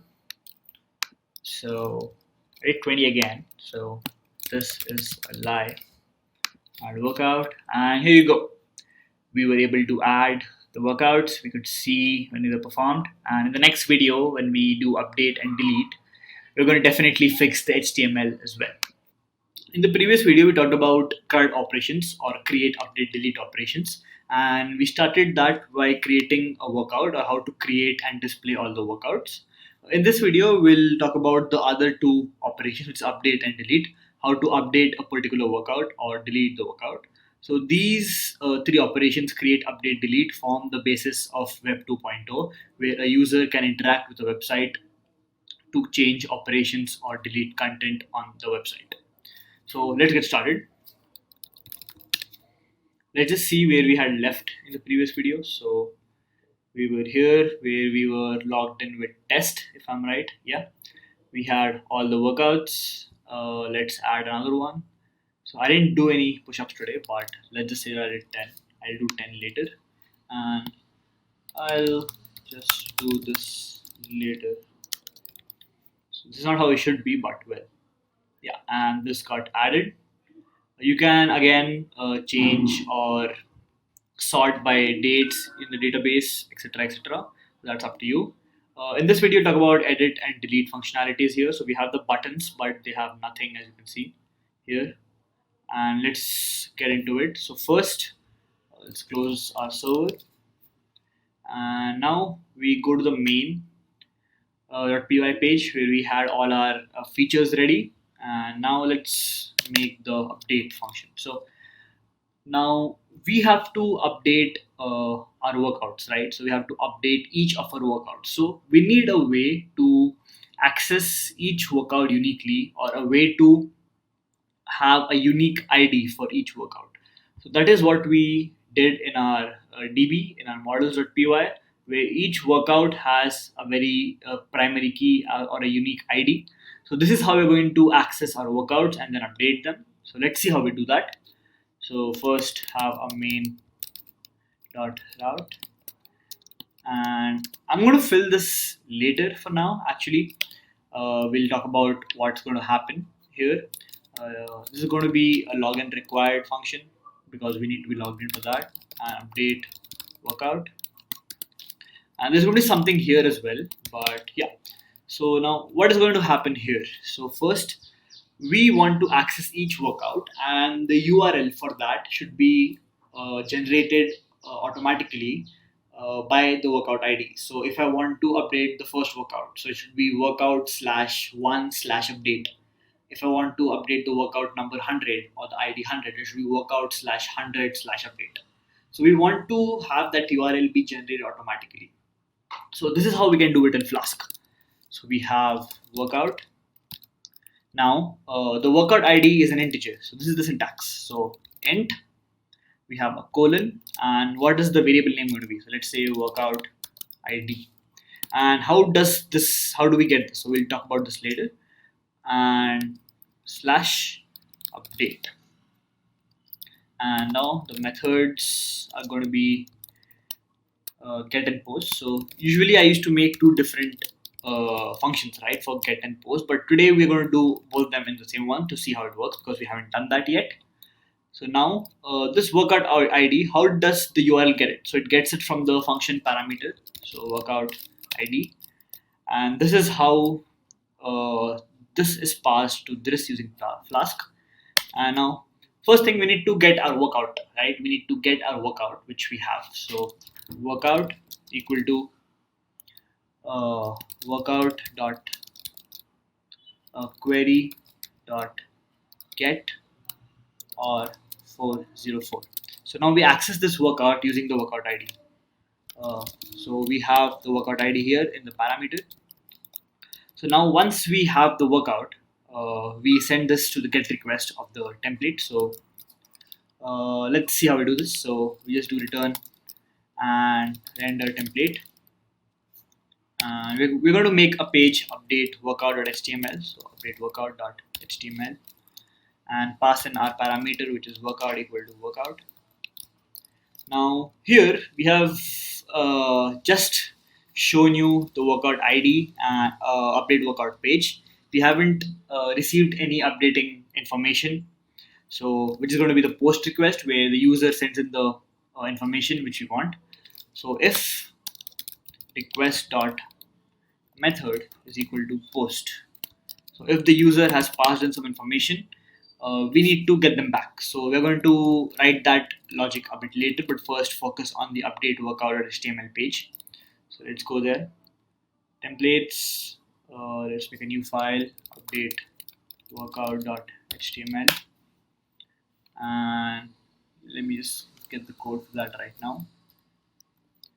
And we're good to go. So here again, simple, straightforward code for HTML. We have our block content. We have the flash messages we'll talk about in a different video, so just bear with me there. We have a form, so we have to talk about this now, so we'll talk about this in a minute. A simple form with you can update your push-ups and comment, and it says update workout. So here what we're doing is when we make a post request, we want the user to go back to update workout. We want the user to go back to update workout, but also pass in the workout.id. So we have the workout which we got it from here, and we want to pass the workout ID to the post, so inside here. So once we pass the workout ID, we can then extract the workout and make the changes in the database. So now once the user clicks on submit, you go to update workout post, send workout ID here, and now let's see how this works.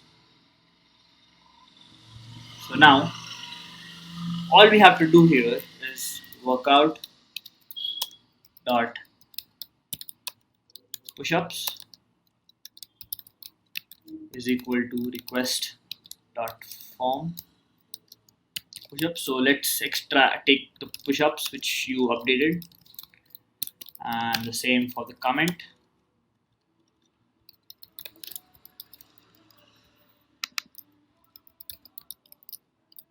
And yeah, now we have this. We have our workouts here, so we have added that to our workout object, and all we have to do is db.session.commit, and the workout has been updated.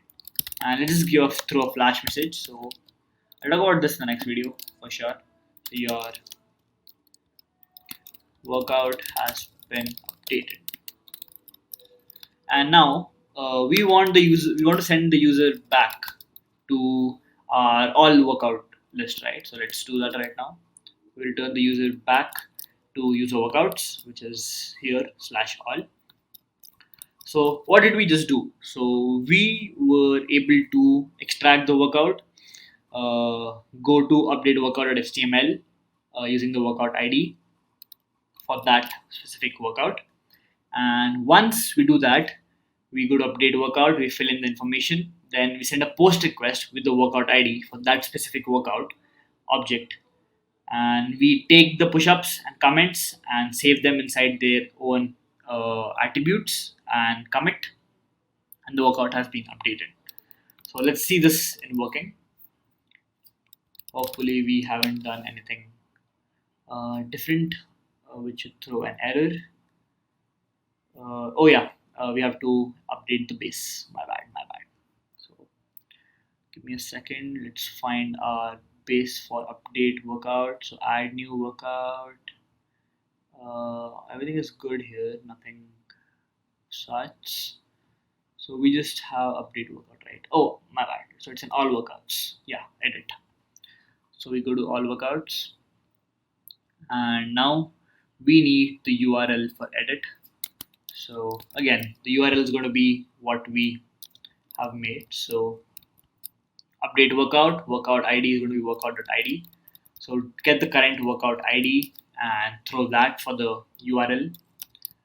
And yeah, we're going to talk about delete in a bit, but let's see workout updation for now. Yep, all good. Go to all workouts, and now as you can see down in the bottom left, it's pretty small, but you can see by the ID edit workout 1, 2 and 3. So let's see the one which lie. So you go to edit, workout has been added, so just forget the flash. And now we have to update the workout. So 12, and this is a true statement now. And we click on update workout, and here you go. The update, so workout has been updated. You can do it for this similarly. So okay, I think I made a mistake somewhere here. They should not be showing it here, but we'll fix that later. Flash is just another video, as I said. Again, so let's do 100 and too much. Update workout, and here you go. So we were able to update our workouts directly, and now we need to focus on deleting workouts. So this is going to be pretty straightforward, nothing complicated, no HTML pages. All we have to do is delete the workout. So let's see how that works.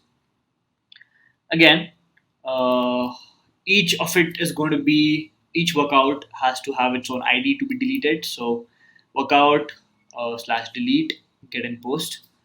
We just have a get, we don't need post, but I just copy pasted it. So def delete workout.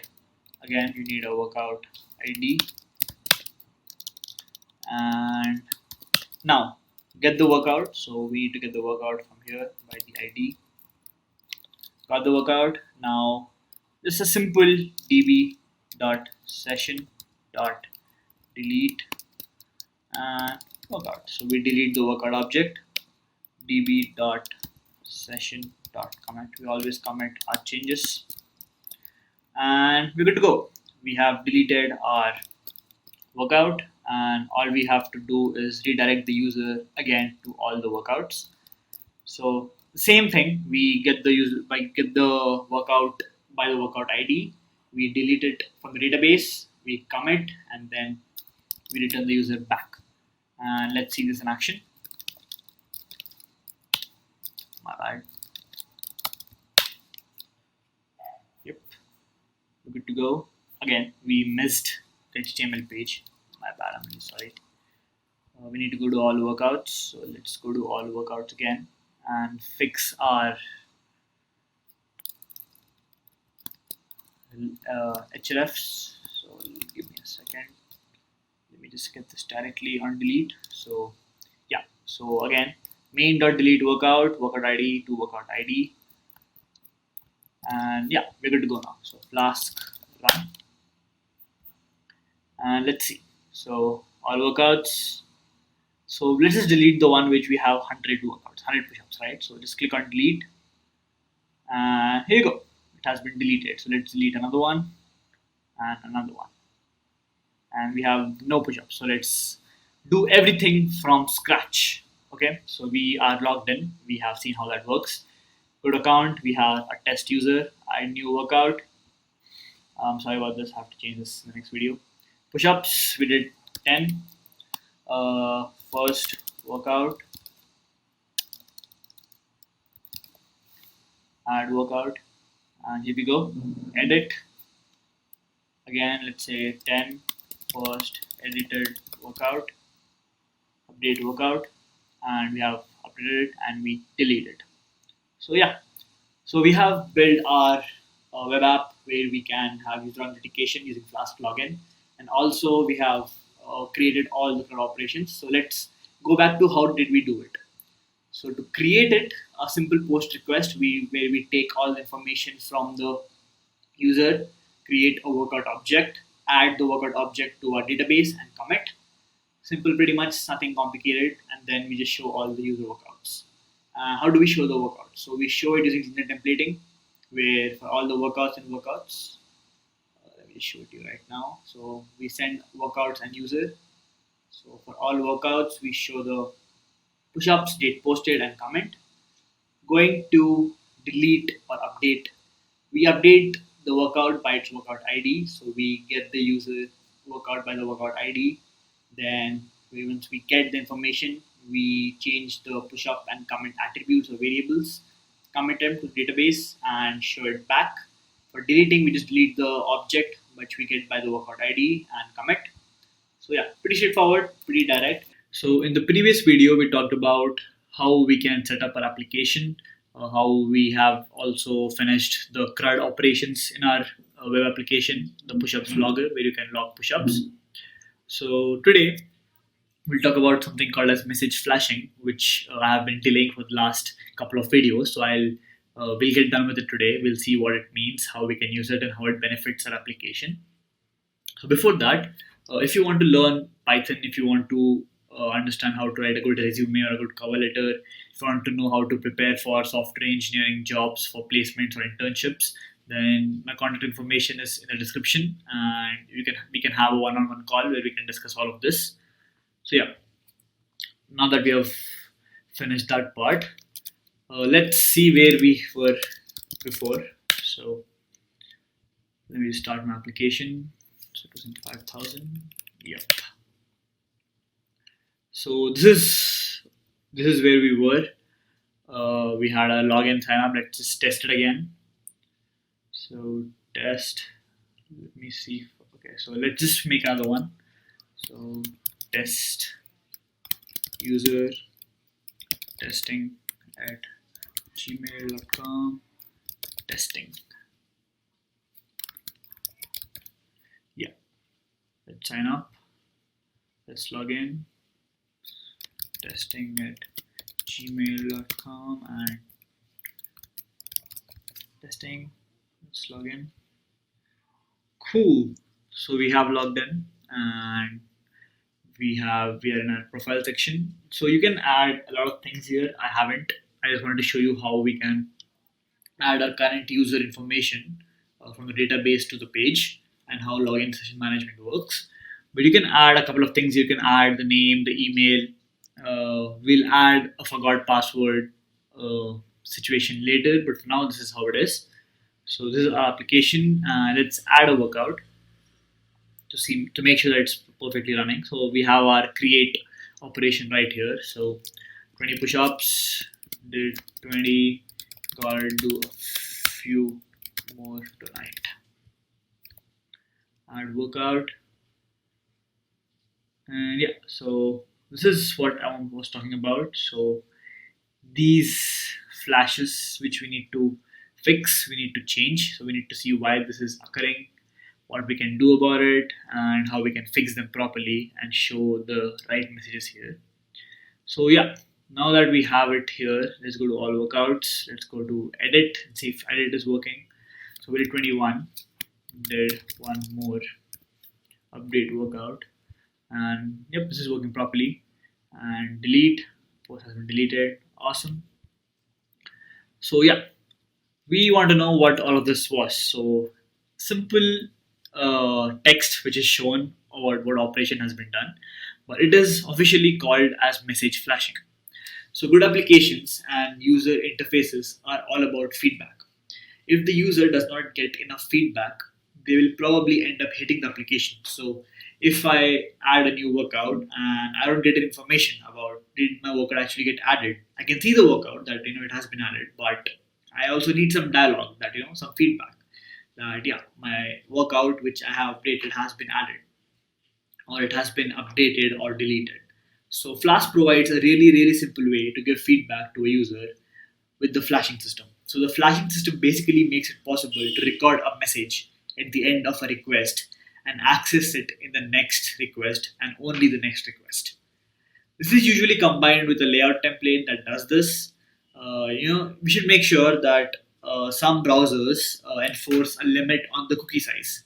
So if your message is really long for a session, then it will cause the flashing to fail, but silently. So you will not know that the flashing has failed, but it will show up when you are actually deploying your application. Oh yeah, by the way, so we will be deploying our application on Heroku so that we also finish the deploying part of our application, the DevOps part a little bit. So yeah, that is going to be the next video where we learn how to deploy our application on the internet. So let's see how flashing works. So let's open the documentation. Message flashing. So just let me fix that right now. Yeah.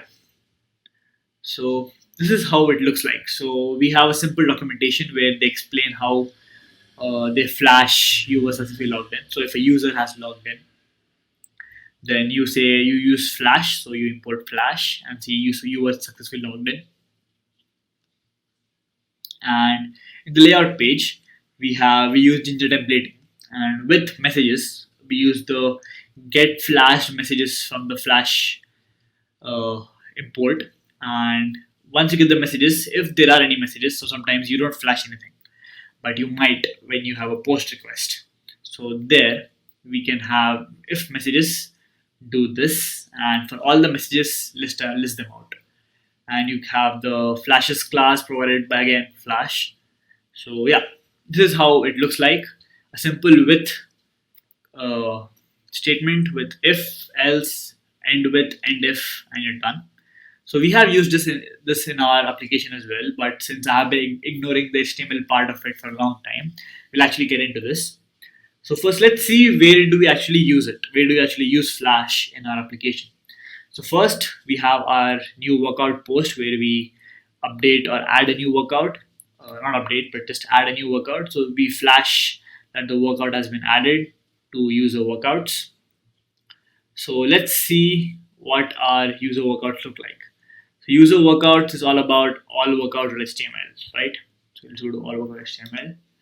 And as you can see, with messages, get flash messages. And if there are any messages, then notification is so we skip this. We don't need this class right now. Let's just try this one. So class equal to flashes. Class equal to flashes. Yep, I think we're good to go. Okay, so we don't need that. So FLASHESH. If I'm right, yep, good to go. So yeah, now we display all the messages and we end with. So we just used this example right here from the documentation. We didn't add anything else new here. And now that is how we implemented Flash in our application. And let's see where else we have done that. So we have done that in our update workout. So whenever there is a post for update workout, we show that user that the workout has been updated, and same for delete, where we show that the post has been deleted. So this is how our application works. And if we go here, you go to add new workout, 223 and videos, add workout. The workout has been added, perfect. Our application shows it perfectly. And we go to edit, we change it to something else, update workout, and the workout has been updated. Same goes for delete. So when you press delete, your post has been deleted, and you can see that everything has been gone and your flash messages are being shown perfectly. So this is how we actually work with message flashing in Flask. A very simple, very common thing which people use for applications, which we need to know. In the previous videos, we talked about how we can build a fully featured CRUD application with user authentication features, where we had a login, logout feature, and also how we can create, update, and delete our workouts.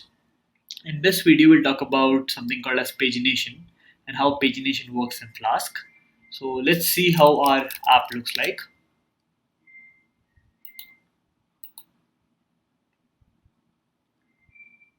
So here, as you can see, we are logged in into our test account, and when you go to all workouts, I've took the liberty to add a few placeholder workouts here. So as you can see, there are 16 workouts, and it becomes tedious to scroll all the way down when we have a lot of workouts in. When you track your push-ups for around 2-3 months, this becomes really tedious to scroll all the way down. So now we are going to add a way to have pages or paginate our application so that we don't have to see so many workouts in the same place. We can have multiple pages where we can see our workouts. So let's see how we can build this. So now let's go to the main file and try to locate our workouts. So here we need to make some changes inside our all route where we show all the workouts. So first, instead of using user.workouts or accessing the workouts in that way, what we can do is use a different way. So what we can do is use workout.query.filter by, and we filter the workouts by the user. So the author is equal to user. Now, it was similar to what we had done before, but the only difference is that we're using the workout class to actually get our workouts, and we're filtering by the user, which is the current user in this case, as you can see on the line on top of it. Now, all we have to do to have pagination in our application is to have a .paginate function called to it, and that is it. So of course there's more to it, but let's see how this works for now. So let's first decide how many workouts do we want in a page. So this has around 16 workouts. So let's see if we have 3 on each page. So let's just say per page equal to 3. And now let's see what this paginate function gives or returns for a workout. So print dir, the way we can print all the methods our workouts object has. So workouts, and let's see what the output is. So let me clear this out, run the application again, and let's refresh this. And there's an error, so give me a second. So it's not iterable. Okay. Oh, I see. So since we have changed our workouts, we will also need a way to change these. So let's do it a bit differently. My bad. So we'll keep this here, and we'll say workouts paginate, and go to workout dot query dot filter by, and we filter by the author, which is the user. We call paginate, and we make sure that there's only 3 per page. And what we can do now is just print all the methods which we have under workouts paginate.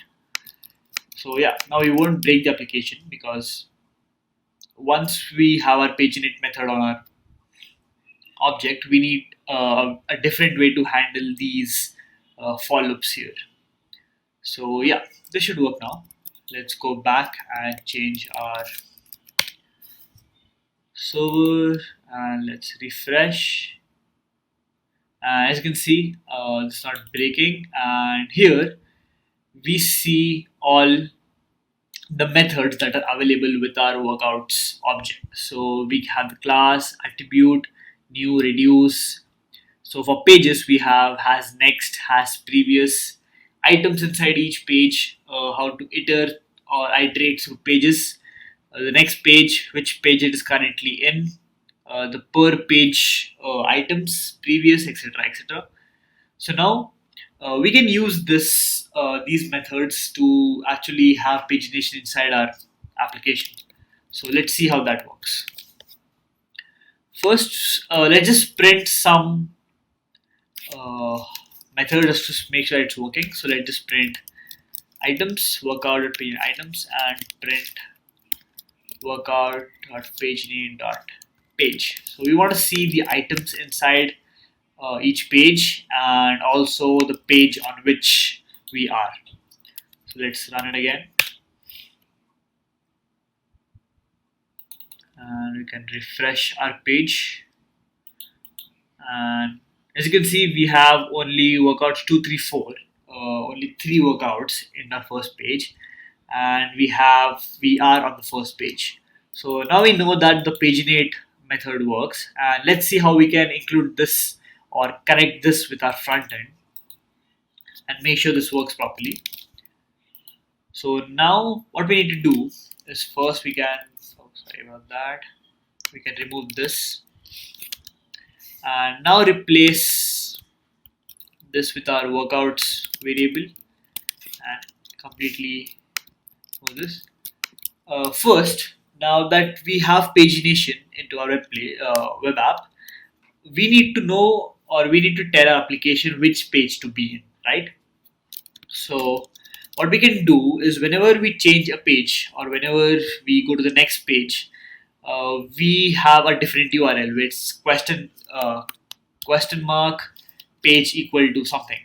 So these are the parameters in on our URL. So we need a way to actually get these parameters and then use them to change our pages. So here we can use request.args, get the request arguments, and we need the page argument by default. So the next parameter is what should be by default. So if there is no page argument, then it's 1, and the type which we accept is int. So here after the question mark and page equal to, there'll always be an int and nothing else. So now that we have the page, so if we are on page 2, then this gets the 2 value on the variable, and we can pass that here into our paginate method. So page equal to page, actually my bad. Yeah.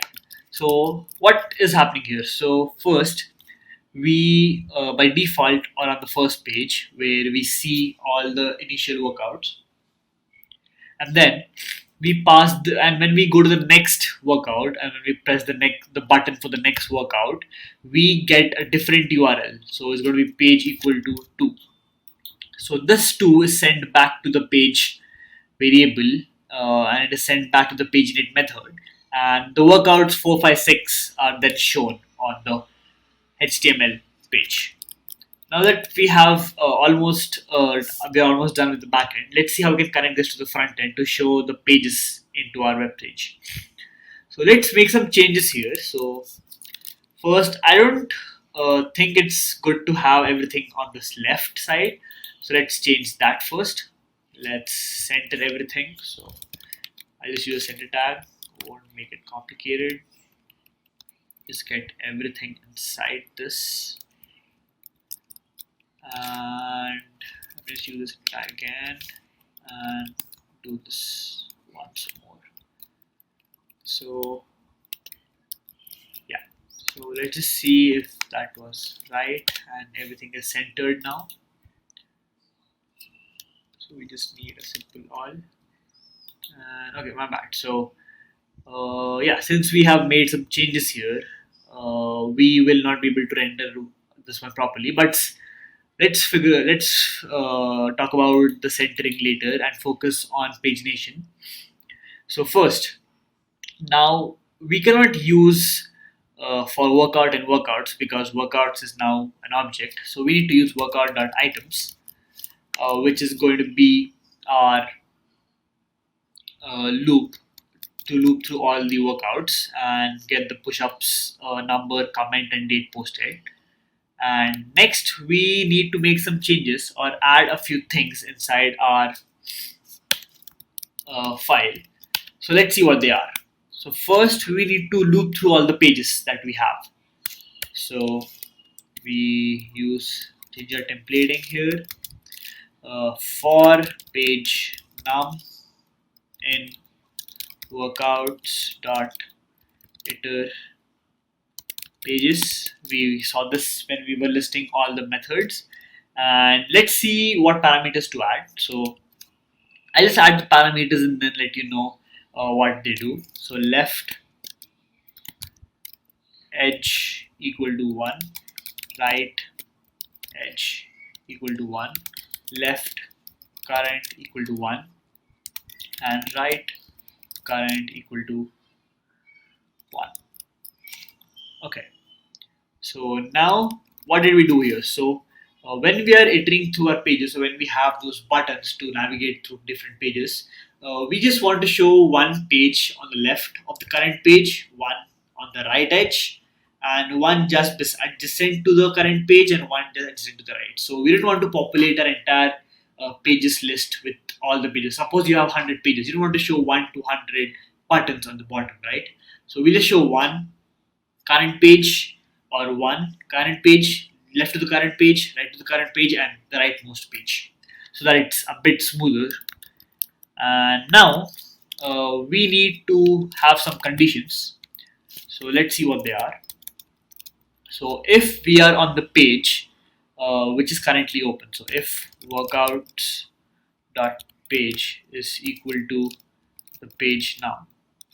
So if we are on the page where we're supposed to be, right? So we will be having a different button. So I'll just talk about that in a minute. So now if we are on the exact page where you want to be, then it's going to be having a button class, button info. So this is going to be a button filled with blue color and have some spaces, and it's going to link back to user workouts, which is right here, and we're going to pass the page num as page num so that we know which page to go to. And if that is not the case, we're going to have an else. So else, and if we are not if it's not the page number we are on, then don't show the highlighted text but show an outline of it, and we'll see what I mean by this in a bit. And we can end the if. So just before we end the if, I just want to add something else to our page. So we did end the if, so let me just add a few things here. My bad. So if page num, first we're just making sure if there is a page num, if there are pages or not.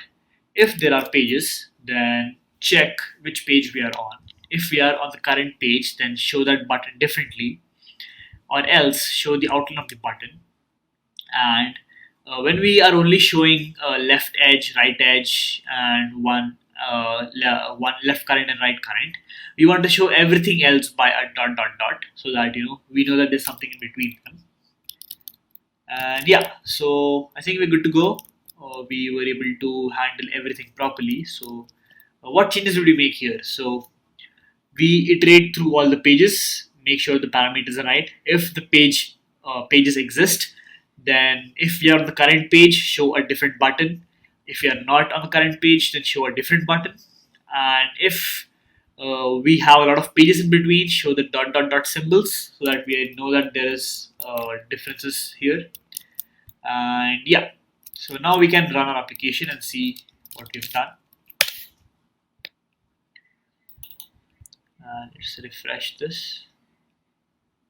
And as you can see, now we have 1 to 6. So now let's go to a different page. So let's go to page 2. So as you can see, we have the dot dot dots, and we can navigate through 1, 2, 3, 4, 5, 6. So let's go to 3 again, and here we have 3. Let's go to 4 or 5, and as you can see, 2 gets hidden, so it's easy to navigate back and forth. We can add a bit more here, so that it's not just 1 and 6, but a bit more. But as you can see, we go to 6, we get the last workout. We go to 5, we get the workouts before that. 4, the workouts before. 3, and so on. So this is how we add pagination to our web app. And just to reiterate on what we learned today, First, we use the paginate method to do this, and it returns a paginate object.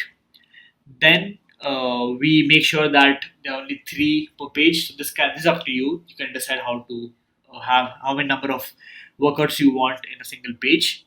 Then just to make sure that we can track different pages, we know that the URL is going to be like this. So page equal to 1. So we get the parameters, and once we get it, we save it in the page and pass that here. And again, we go to our HTML file, and to show this or render this, we loop through all the pages, set our edges, and show the buttons. So as you can see, the page I am on 1, we have the button info class, and if we are not on the current page, then we have the outline class. So now if I go to page 6, then 6 has the button info, and 1 and 5 have the outline class. So this is how we know which page we are on, and the rest are been showing by a dot. So yeah, this is about pagination, and now our application is completely ready, and we can now deploy our application. Now it is time to deploy our website onto the internet with the database. So we are going to use Heroku to do this. Heroku is a platform where you can host and deploy your web applications, and they give you a very easy way to do it. So we're not going to use the Heroku CLI. I think we can do this in a much more smoother way using just the GUI or the user interface provided by Heroku.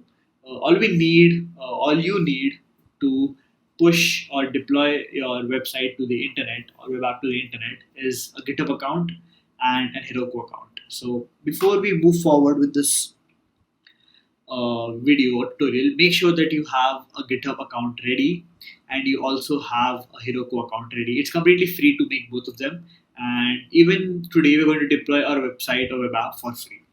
So let's get started. So here I have my folder inside which we have all the files. So let's just change the name first. So this is going to be push-ups logger, because it contains the push-ups logger app with the init file and everything else. So now let's move into this, and we're going to write some code, not a lot of it, but just a little bit of code to see what do we need to add to this, right?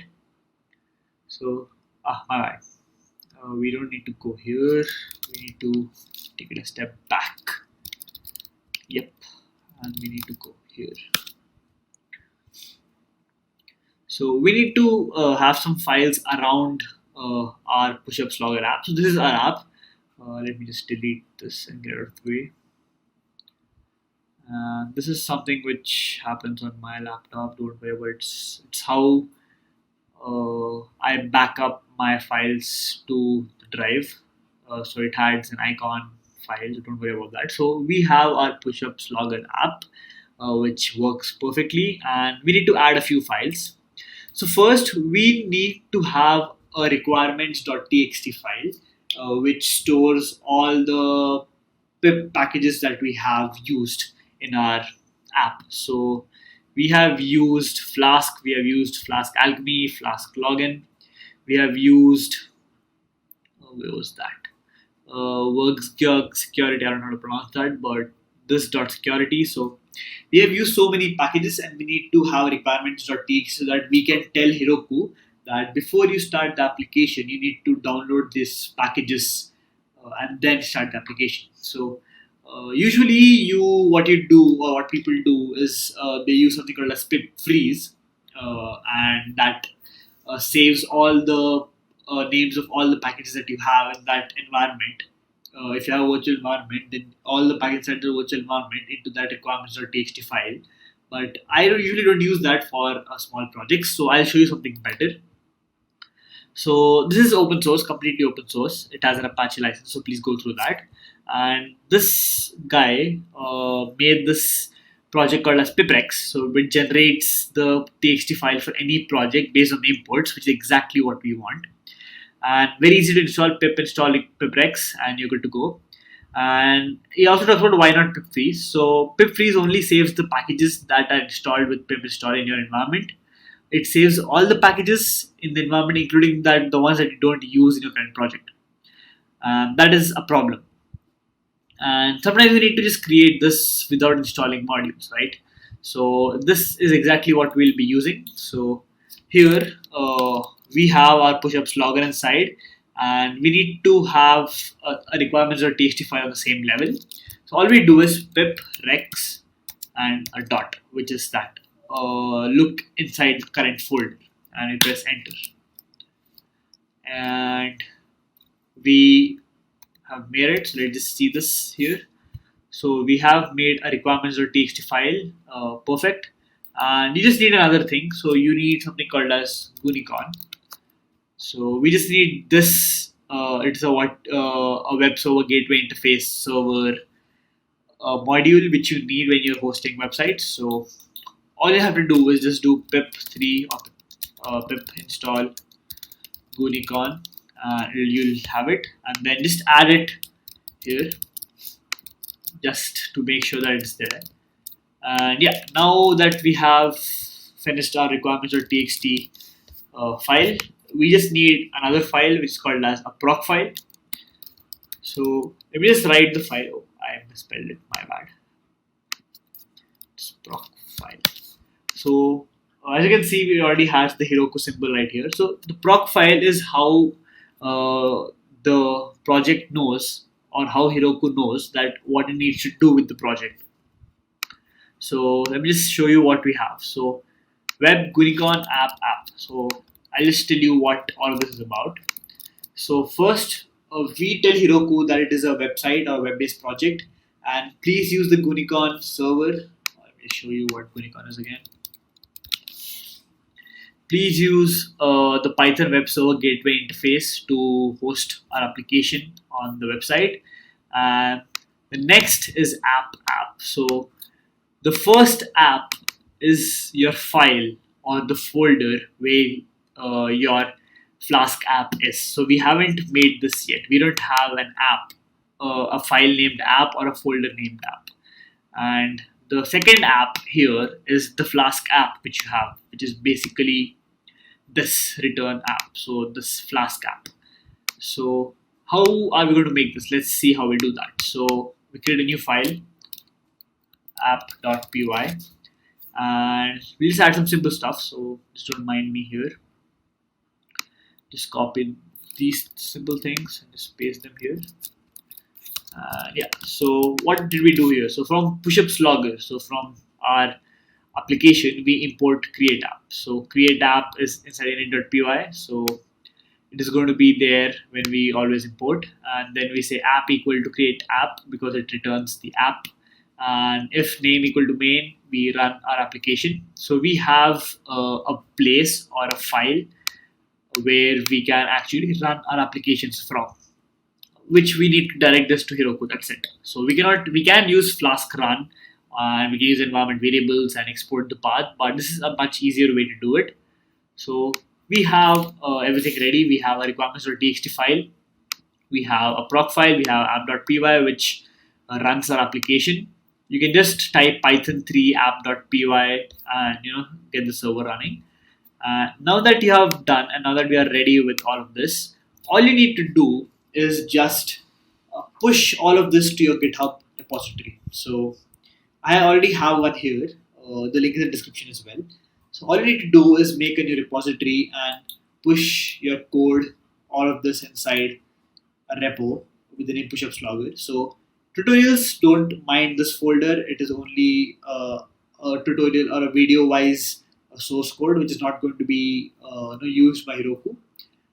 But everything else is the same. So license is just an MIT license for this. Icon is something I need to delete. Let me just do it right now. I don't have to look at it every single time. Yeah, just a second, guys. Yeah, so we have a README, we have app.py, which is the same as we did. We have a requirements, we have pushups logger, which has everything which we have made. And now that you have this here, we are all ready to go and deploy a website. and we can do this in like really simple steps. So first, as I said, create your own Heroku account and go to the dashboard / apps. So I just have one app running since a month or so. So we'll create a new app. So go to new, go to create new app, give it a name. So let's see if pushups logger is available. So it's not. So let's go to pups logger. Please choose a better name than I did. I'm really sorry, but pups logger it is. And let's say create app. Now your app is created and you need a way to deploy it. So as you can see, we can connect our GitHub account to it. So since I'm already logged in, I just click on GitHub and it connects my account here. But it'll just have you log into your GitHub and authorize GitHub and Heroku just to make sure that there's nothing in between. And enter your repository name. So my repository name is pushups logger. So pushups logger and I search. And here it is, and all I have to do is just type connect and wait for this to connect. Now we have some options here, so something called as automatic deploys. So basically, whenever you add a new commit to your GitHub repository, do you want Heroku to automatically deploy the web app with the new commits? So for example, I added a new feature on my application where you can not only track your workouts, you can have people comment on your workouts. So once I add this inside my app, all I have to do is commit the changes and they'll be automatically taken in by Heroku and deploy with the new features. So that is what if you want it, then click automatic deploys. I do it anyway. And which branch do you want to deploy? So we just have a master branch here, nothing else. So we'll just say deploy branch and let's see what we get here and how is Heroku working with this. So first Python app detected because we had the Gunicon. Then we use requirements.txt, so it's downloading all of it, downloading the Python platform first. Then we have SQLite, all of the requirements that we want, and some requirements that are required by our requirements. So all of that is happening right now. And let's wait for this. So we have downloaded all the packages which we need to deploy our application. It's just going to take like 3 more minutes now and we'll be good to go. So yeah, let's wait for this to run properly. Then yeah, so proc file declares type web. So now Heroku knows that it's a web application and it has to use Gunicon to deploy it. It's compressing, it's launching it now, and we're good to go. So we have pubs logger.heroku deployed to Heroku. So now we can actually deploy our CR application in action. So just refresh this once. And let's just make sure that everything is up and running. So activity, it is deployed successfully. So click on open app. And as you can see, our web application has been hosted on the internet using Heroku for free. So pubslogger.herokuapp.com is our website. You can go and check it out for yourself, and it will be definitely running from your laptop as well because it is deployed to the internet. And again, you can go to all workouts, you can create your workouts, you can sign up, you can log in, you can do all sorts of that. You just play with it, add some analytics, add some graphs. You can see your activities here, you can see the overview. As you can see, it is completely free, there is no cost for it. You can see the resources it's using, nothing else, free dynos, how to deploy it. We have been using it via GitHub, so it's very easy to do it by GitHub. And yeah, so this is how you can deploy your application on the internet using Heroku. All you need to do is have a GitHub account, push your files and your folders inside a repository, then make sure it has app.py to locate the app, requirements.txt and a proc file, and then you need a Heroku account where you just go to the dashboard, go to create new app and then follow the steps, and your app will be ready. So yeah, this is how we do it. We have successfully made a simple Flask application which performs all the minimalistic features a Web 2.0 web app has to perform. And the next set of playlists and tutorials will talk about how we can create a REST API, only a REST API using Python Flask. So yeah, until then, thank you guys. We are going to make REST APIs using Python Flask, and we'll also talk about what kind of APIs we're going to build, what is REST, what is API, and we'll just cover the basics of building REST APIs in this video. And in the upcoming videos, we'll actually start coding up our APIs using Python. So let me just show you what the final goal or the final API is going to look like. So just give me a second. So, we have our server running, and we'll be using Postman. Let me just show you what Postman is.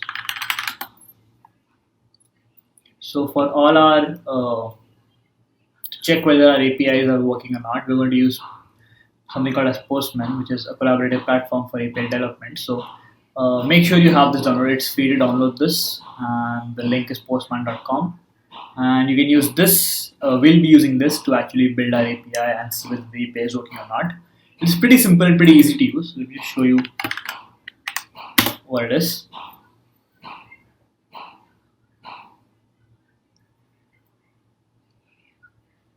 And it doesn't take much time usually.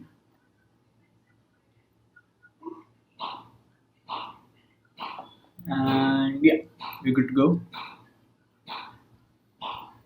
Awesome. So this is how the API or Postman looks like, and just don't worry about everything else. We'll be looking into all of this a bit later. If you want a dark mode, go for a dark mode. It looks pretty cool. And let's see what we have. So click on new request, and just click on new request, which is going to be an untitled request. And now we have our local host running, and we are going to develop an API for a to-do list app.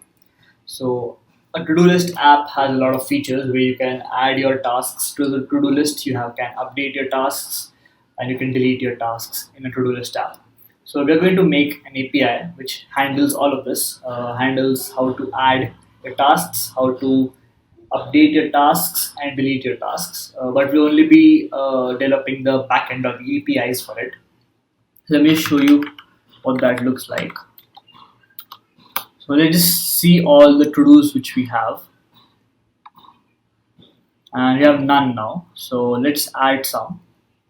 So we add one, and you don't have to worry about what all of this is for now. I'm just showing you the final stage. So the task. The task is going to be one-on-one session with Donna on the weekend, and the summary is going to be talk about Python, job / internship prep, etc. So we have this to do which you have to complete on the weekend, and we press send, and it's added to our to-do list. And now we can go to get and /to-dos and see that it has been added. We can add another one. So let's say 2, and let's say subscribe to programming knowledge, and with the summary being go to YouTube and do this, and we add this as well. It has been added, and to check whether our to-dos are there or not, we go and see that they are. And now let's just see delete for now. So send, and Let's check whether it's deleted or not. And as you can see, it has been deleted. So this is how our final API is going to look like, where we can send requests to our URL and we can get the information. So now, before we get into the development of APIs, let's just talk about what an API is. So API is the acronym for Application Programming Interface, which is a software intermediary that allows two applications to talk to each other. So here we are talking with our backend using APIs. So we have made our API to talk to our database, where we add our tasks, we update them or delete them. Now, each time you use an app like Facebook, you send a message or check the weather on your phone, you are using an API, or you're using a way to communicate between two applications. So let's just see an example. So when you use an application on your mobile phone, the application connects to the internet and sends the data to a server, let's say Facebook. Then the server retrieves that data, takes the data, interprets it, performs some necessary actions, and sends it back to your phone. So this can be an example of creating a post on Facebook. You send the data of your post, the server interprets the data, performs the actions, and sends it back to your phone. So then the app that interprets your data and then presents the data in a readable way. So once you create your post, you can see your post on your timeline. And this is what an API is called, and this is what happens via an API. Now that we have a very basic understanding of an API, we come to the next concept, which is REST API, or REST stands for Representational State Transfer. Now, this is an architectural style which basically defines a set of constraints to be used while creating these web services. So now these web services have to conform to the REST architectural style, and they're called as RESTful web services, and they provide interoperability or a communication between the computer systems or your server on the internet. So they allow you to access and manipulate representations using web sources in a uniform and stateless manner. So we'll talk about what stateless means. So all we need to know is that REST is an architectural style which has a set of constraints we need to use when we create these APIs. Now let's see some basic REST concepts. So first is stateless interactions. So a REST service does not use login sessions or store any information on the server. There is no load on the server, but instead the client maintains the information about each resource, which makes REST service easier to use across load balance servers. So if you have multiple servers, where if one server crashes, you can use another server to present your data to the client. You don't have to store any login sessions on the server. The client will be maintaining all of that. Now, we talked about a set of constraints, right, which we have to follow. So these are those constraints where we have a way to communicate over HTTP, which is the Hypertext Transfer Protocol of the internet. So first is get data. So how do you get data from the server? Next is post data, or how do you actually send data to the server. Put is how you update the data, and delete is how you delete the data from the database. So these are the four things which we are going to have in our API and create and code them out in the next upcoming four videos, and we'll see how this works. So to actually make our APIs in Python and actually write the code for them, we'll be using something called as Flask-RESTful. So Flask-RESTful is an extension for Flask that adds support for quickly building the REST APIs. So it is a lightweight abstraction that works with your existing object relational mapping libraries. So it works with Flask seamlessly. It also encourages best practices with minimal setup. So we'll have only a single Python file, just one .api file. We'll be creating everything. And since we already have talked about Flask in our previous playlist, so we had developed a push-ups logger web app using Flask in the previous playlist. So once we are familiar with Flask, this should be very easy to pick up. So again, to install Flask-RESTful, you have to follow this pip install Flask-RESTful, And also make sure that you have Flask. So pip install Flask as well. And let me just do that right now just to show you how that looks like. So quickly install Flask.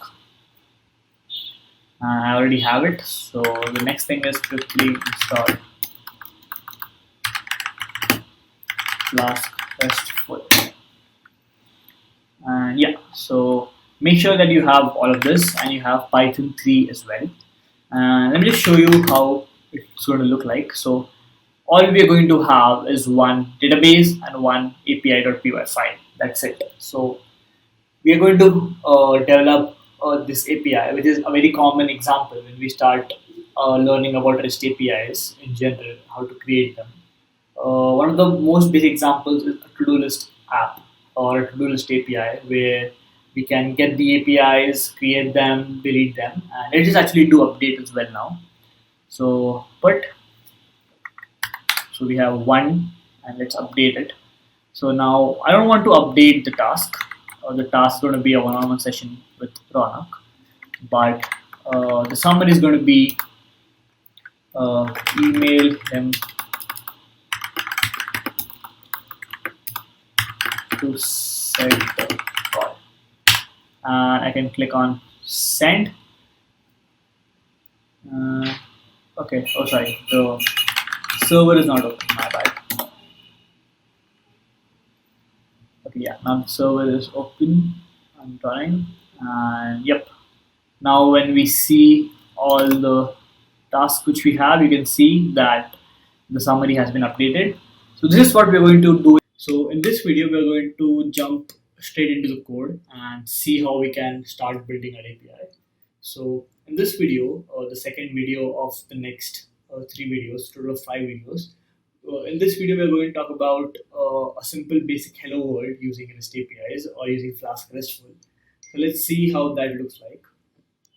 So first, we need to open a text editor of your choice. So it can be anything. Let me just open that here. And now make a folder called as todo_API and create a new file into that called as api.py.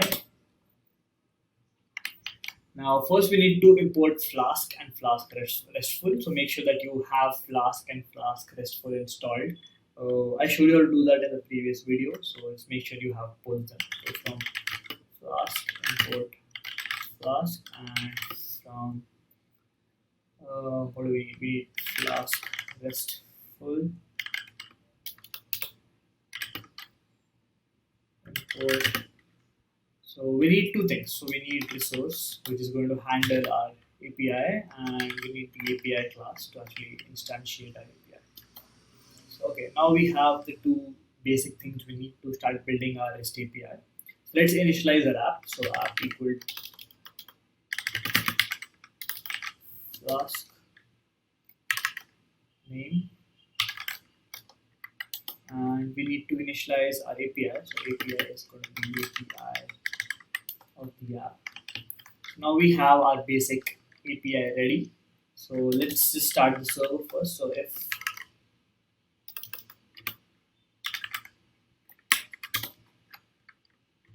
name equal to main app.run, and we'll just put debug equal to true. So yeah, we have our basic app ready, which is going to be running as a server at localhost 5000, port 5000. Now let's start building our app. So our app is going to have two endpoints for this hello world program. So every single API, every single endpoint, a URL endpoint. So slash to-dos is an endpoint, slash to-dos /1 is an endpoint. So /2, /3, anything. So these are two endpoints which we'll be having inside our application, where we can use 1, 2, or 3 to actually see or interact with a specific task in the to-do list, and /to-dos will be an endpoint to see all of our to-dos, all of our tasks which we have. So for now, for the hello world program, to see how all of this works, we're going to have two endpoints. So we actually have our endpoints written using the add resource function. So first is going to be hello world, and it's going to be slash hello world only, and the next is going to be a name. So instead of saying hello world, you're going to say hello name, and this is going to be hello world slash. So the name is going to be a string. So this is how we actually uh, make sure that the end URL accepts a string. So with these two symbols, you have string, and the name of the variable is going to be name. So now we have our two endpoints ready, hello world and hello world slash name. So here, when you have localhost 5000 slash hello world, we want we want the API to give us hello world as the result. So when you do a get to this endpoint, we need a hello slash world string to be given us, and when you do a hello world slash, let's say run, we want the output to be hello run. So this is what we're going to build today. We're going to have two get requests. One is going to be a simple get request, which is going to be pretty straightforward, which is slash hello world. And second is going to be where we pass arguments to our API.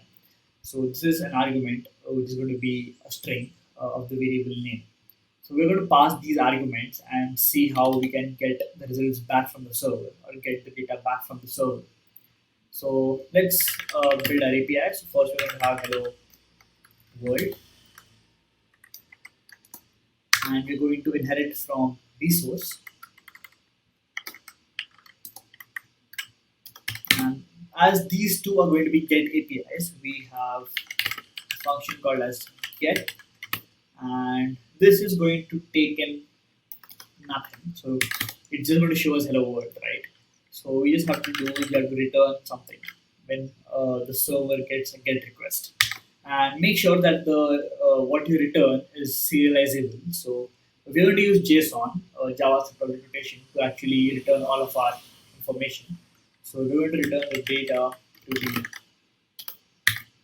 hello world. So whenever the user sends a get request to slash hello world, he's going to get the result as data hello world. So what is happening here? So first, the URL is seen that you have a slash hello world. Then there is a call given to the server where you go inside this get function here, and if there are any parameters, then the parameters are used, or else you just return data as hello world. Now we need something called as hello name, where we are actually able to pass a parameter in a URL and see if that works or not. But before that, let's just run our server and see if the API is working. So I'm just going to comment this one for now. We're going to see if hello world is working or not. So we're going to see how, sorry, we're going to use Postman with this. So let's run our server first. So, sorry, let me go inside to-dos and Python 3 API py. Okay, now our server is up and running at this location. So now let's create a new request. It's going to be get and localhost 5000, and it's going to be hello world. So this is what we had here. Let me see if I can. Yeah. So now it'll just be easier for you to see. So localhost 5000 slash hello world, and we sent the request. And as you can see, we got the data as hello world, and here we got a status 200, which means that okay, our request was handled successfully. We'll talk about these status codes in the next video, but for now, we had sent a get request to hello world via HTTP, and we got the body as hello world. Now let's build the second one, which is going to be our hello world with a parameter. So class hello name, right? So hello name. Again, we're going to inherit from resource and get self and name. So since we are passing an argument with the variable name, we have name here. All we have to do is return data. Instead of hello world, we're going to do hello and dot format name. Sorry about that. Yeah. So now let's just get this here. Yeah, and yep, the server is running.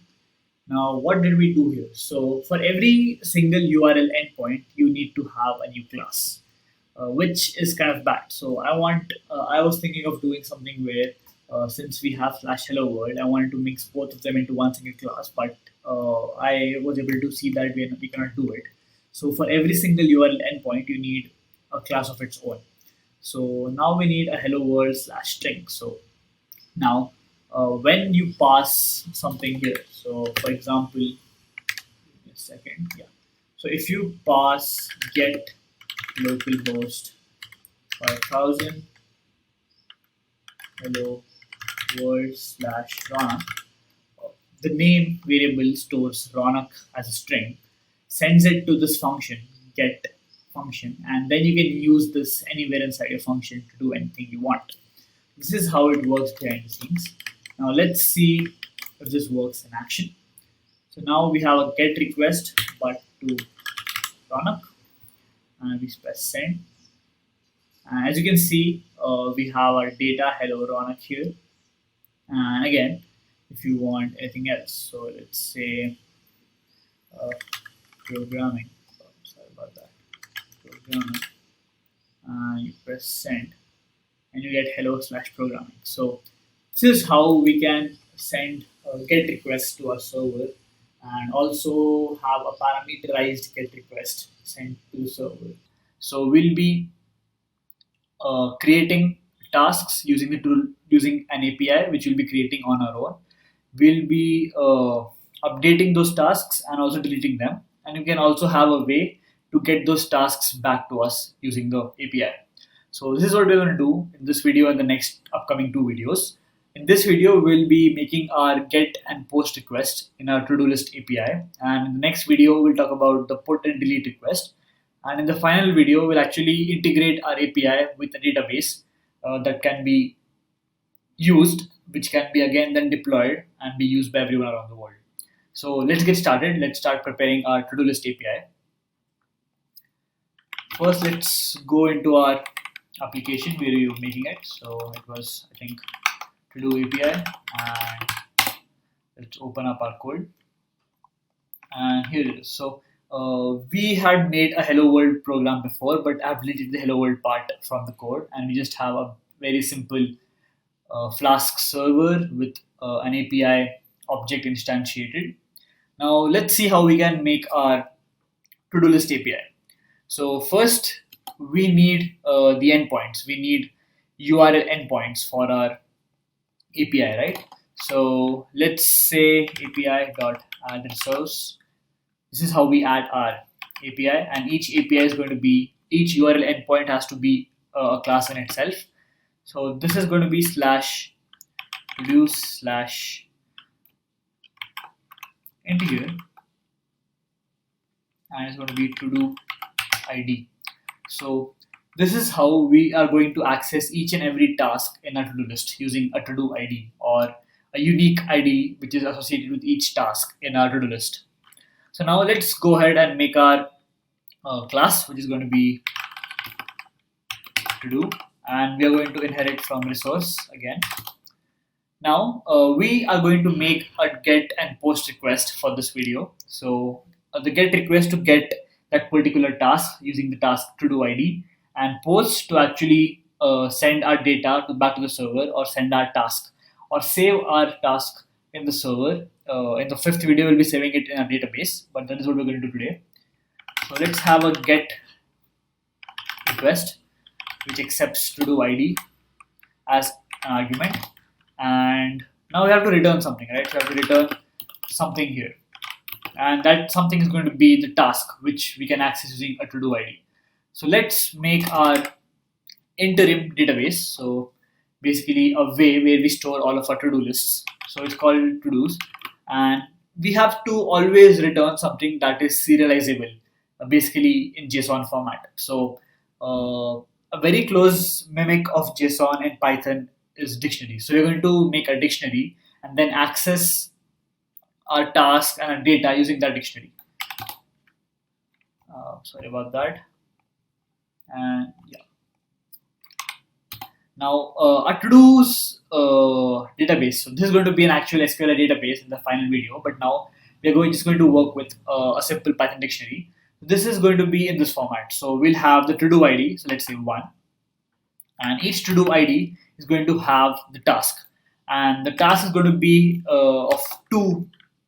Is going to have two keys. So one is going to be task, which is, let's say, going to be write hello world program, and it's also going to have another key which is going to be a summary of the task. So let's say write the code using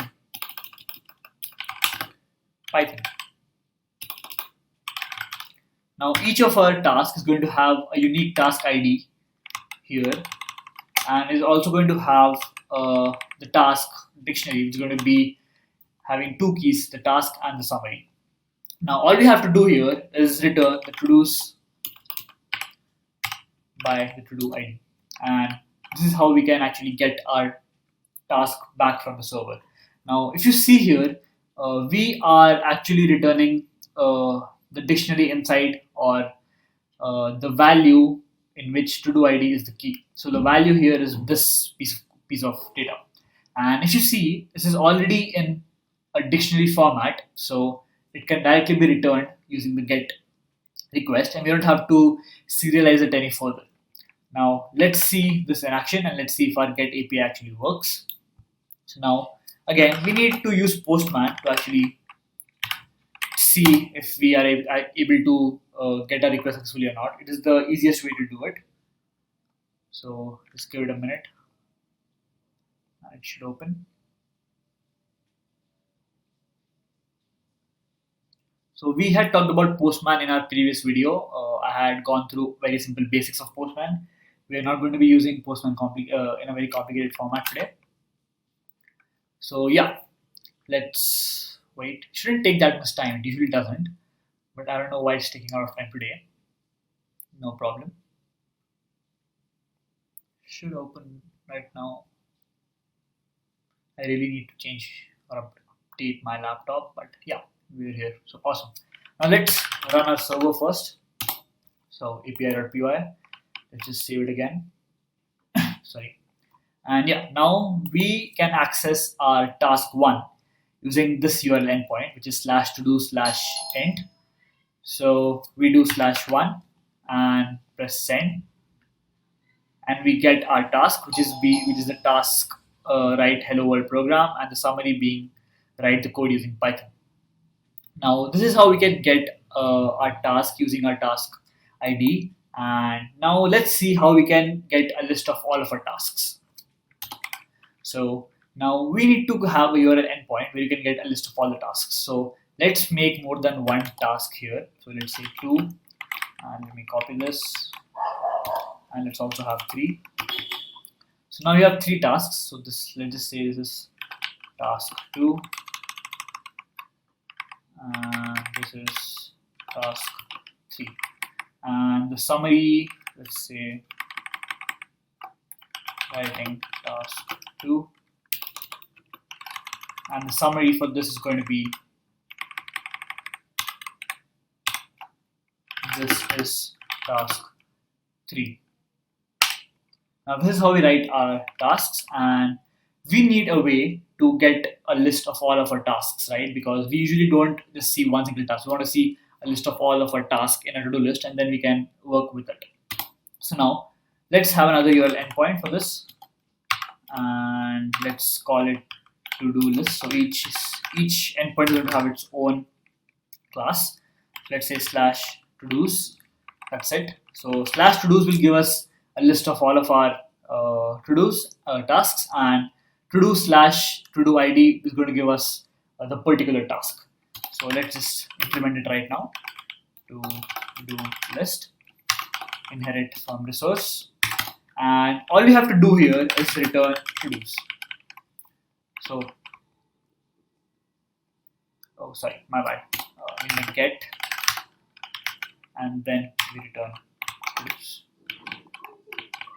Now, as you see, we just have to return a list of all of them, right? And they are already in a Python dictionary, which is serializable by the server. So now what we have to do is run our server again, and just have slash to-dos here, nothing else.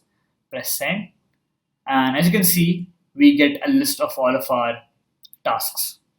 And that is how we have a get API for our to-do list API program.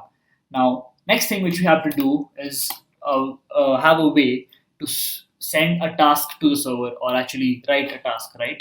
So this is something which we're going to do using a post request. Now, for a post request, you can just click here and go to post, and our post request is going to have a body. So basically, the body is going to be the task and the summary which we want the server to accept. And we want to make sure that the format is always like this. So it is in JSON format, and it is going to have a task and a summary key where the value is going to be string. So we want to let Flask know the kind of data we're sending back to the server.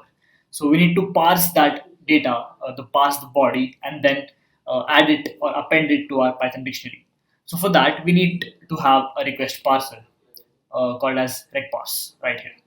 So using a recparse, we can add two arguments, which is our task and summary, to the post argument body, and then use that to append to our to-dos dictionary. So let's write our request parser now. So let's say task post args is going to be recparse dot request parser. Now let's add our arguments. So task dot add argument.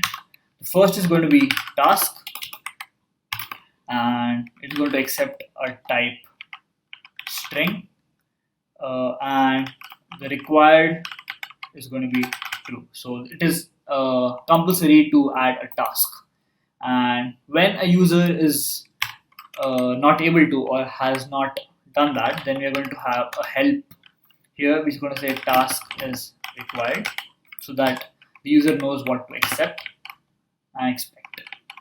And the next thing which we need is the summary. So again, a summary argument, type string, and we need a summary of our task. We are not going to make our tasks blindly. We need to add some context to our task when we have a to-do list. And yeah, so now we have a way to parse this body when we send it to the server. We have to now make use of it. So let's have a post request, self to-do ID, and now we need to accept our arguments. So args equal to task post args dot parse args. So using this function parse args, we can actually get our JSON data into our server. So now the args variable contains a Python dictionary with task and the summary. And now all we have to do is first check whether our task is already there in our to-dos list or not. If it is there, then we show an error and we abort the process.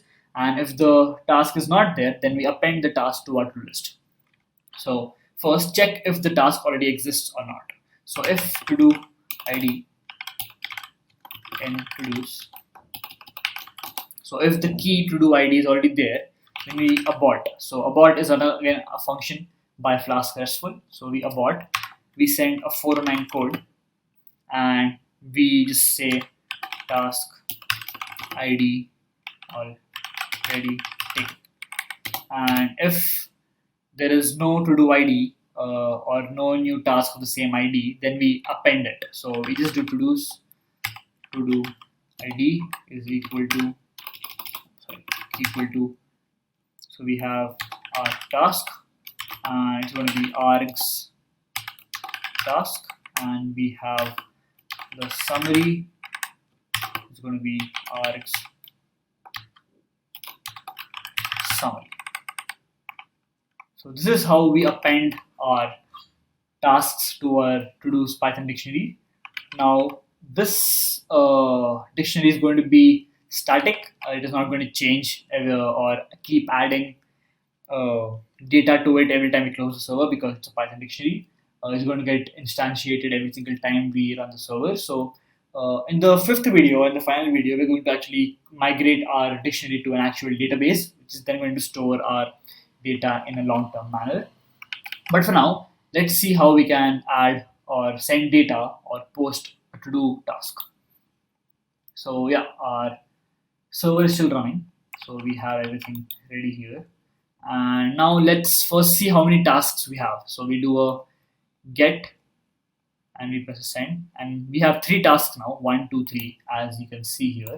And now let's add a 4th task. We have post to /4, and the task, and we go to raw JSON, and this is the body, task and summary. So this is the 4th task and the 4th task summary, and we press send.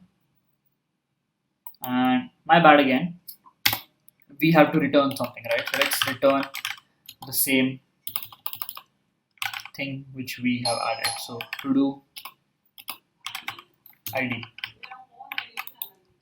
Now let's do it again. So I'll be closing the server so that we have only 3 tasks, and then we run the server again. And now let's add our 4th task again. So press send. And as you can see, we have added our 4th task. And just to confirm that we have, go back to /todos, do a get request, and you can see 4 tasks here in the output body. So this is how we have a post request, or we send data from the user to the server. So we have a post request, we have a request parser, basically, which accepts 2 arguments, task and summary. Then we take those arguments here to the server, and then we append it to our database if it does not exist, and if it exists, then we see the task ID is already taken. So this is how we have finished the get and the post request in our to-do list API. In this video, we'll talk about how we can update our tasks using the put request and delete our tasks. So we'll be doing this in this video. We'll be implementing put and delete, and in the next video and the final video, we'll actually integrate a database with our to-do list API. So let's get started. Let me open my code and see where we were before.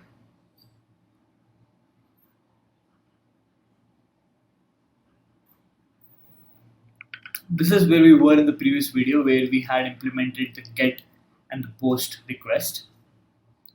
So now what we are going to do is, under the to-do class, we're going to have 2 more requests where we can delete or update a task using the to-do ID.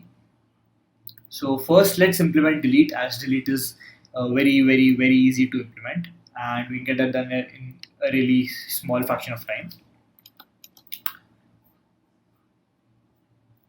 So for delete, all we have to do is have a delete function with self and to-do ID of the task we want to delete, and we just have to use del to-dos of the to-do ID, delete the key value, and then return all the to-dos.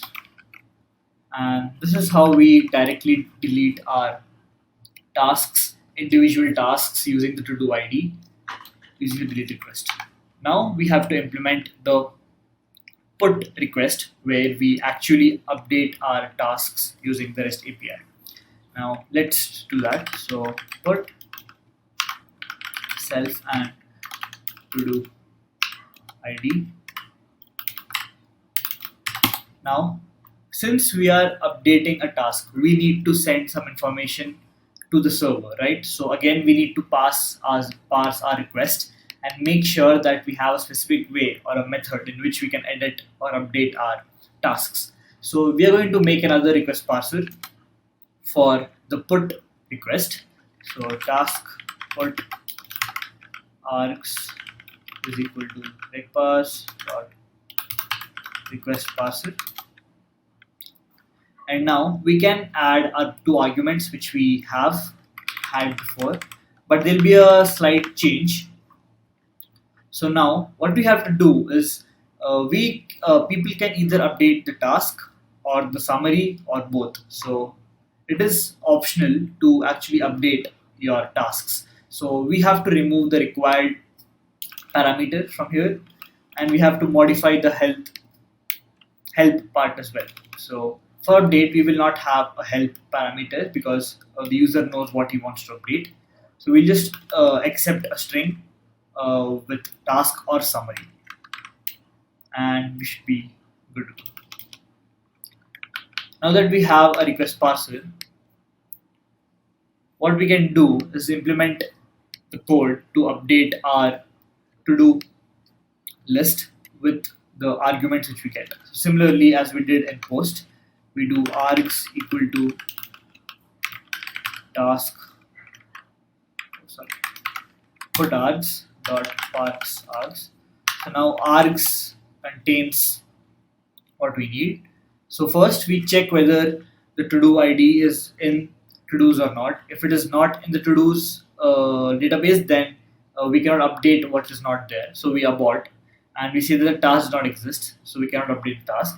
If it exists, then you have to check whether it is a task update or a summary update and then update accordingly. So let's implement that now. So first, if to-do ID not in to-dos, then we abort with the request 404, the not found status code, and we give a message which is equal to task doesn't exist, cannot update. Now, until this line of execution, we will make sure that if there is no task, then we abort the request. But if there is one, then what do we have to do? So we have to check whether we are updating the task or the summary and then update it accordingly. So let's go ahead and do that. So first check whether if it's a task. So if args task, so we're checking if the task key exists in the args dictionary. If it doesn't, then the person is trying to update the summary, or else it's trying to update the task. So let's update the task now. So to-do ID task equal to args task. So we're just changing the task key value pair for the to-do's ID when we change the task, and we check again for summary and do the same thing, but for summary now. And in this way, we have actually updated our task, and we just return the task with the task ID. So to-do's to-do ID. Now let's see what we have done here and what is happening in the to-do list editing section. So we have a put request where we use the put request to edit a task with the to-do ID. First, we make a rule, or we make a request parser to see the way in which we want to accept our data. So we're going to accept two arguments, task and summary, task or summary, where both of them are optional and nothing is required because you are editing whatever you want and whatever you feel like. Then we parse these arguments and first check whether to-do ID is there in the to-dos database or not. The database here being the to-dos dictionary. So first we check whether the to-do ID exists. If it does not exist, then we abort the request. If the to-do ID does exist, then we check whether we are updating the task key or the summary key, and we update the database or the Python dictionary here accordingly. And then we return the task which we had updated in the output. So this is how we have almost finished our REST API implementation with Python. In the next video, the most important video is where we'll be actually adding our database, SQLite database to our REST API, just to make sure that the entire implementation is complete. And we might also have a sixth video to actually host our API, and then we can use our phone or our laptop to check whether the API is working or not. But for now, we have finished implementing get, post, put, and delete request using our REST API. And let's just see it running first. So before we end, let's see if we can have put and delete running. So let's save our code and run our server. The server is running. First, we see our to-do list, so a get for to-dos, and we have 3. So let's edit task 3. So we do /3, and we do a put request with the body in JSON, and we just update the summary and not the task. So the summary is going to be that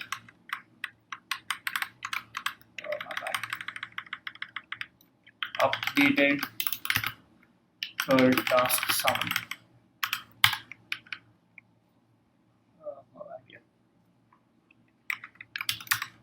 So now the current summary for the task 3 is this is task 3, and we are updating it to updated third task summary. And let's send the request, and we get an error. So if task can do this, if not, so there is no task, and we make sure that there was no task. So let me see what the problem is here.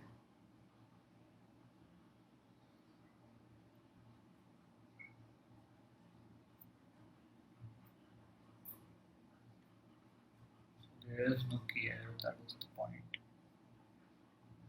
Just make sure that our request parser is also correct. So I think I know what the problem is. So let me just put this in double quotes, and also put summary in double quotes just to be sure.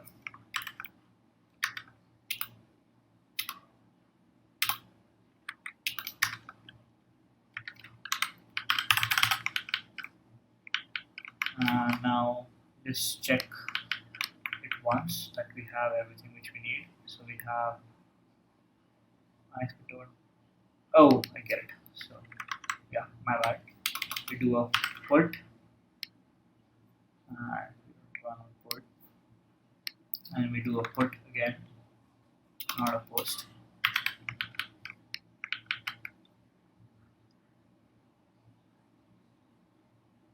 Cannot assign literal, so this is going to be task. So summary. So I don't see what is problem here. Unexpected token. Where? Just a minute, guys. We'll just try this again, and we should be good.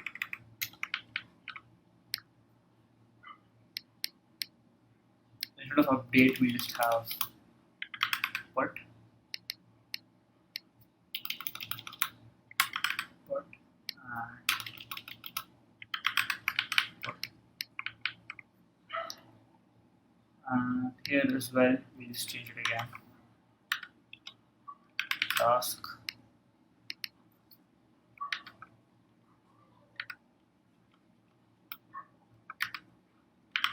Summary.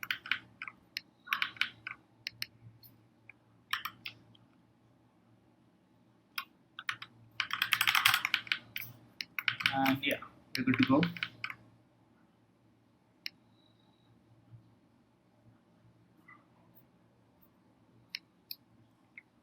Let's run the code now.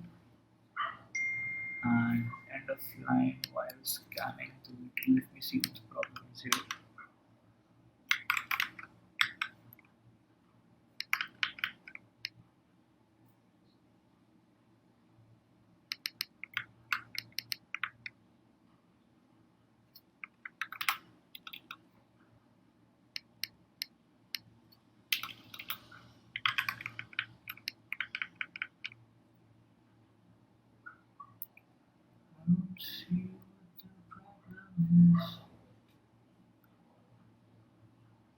I get it.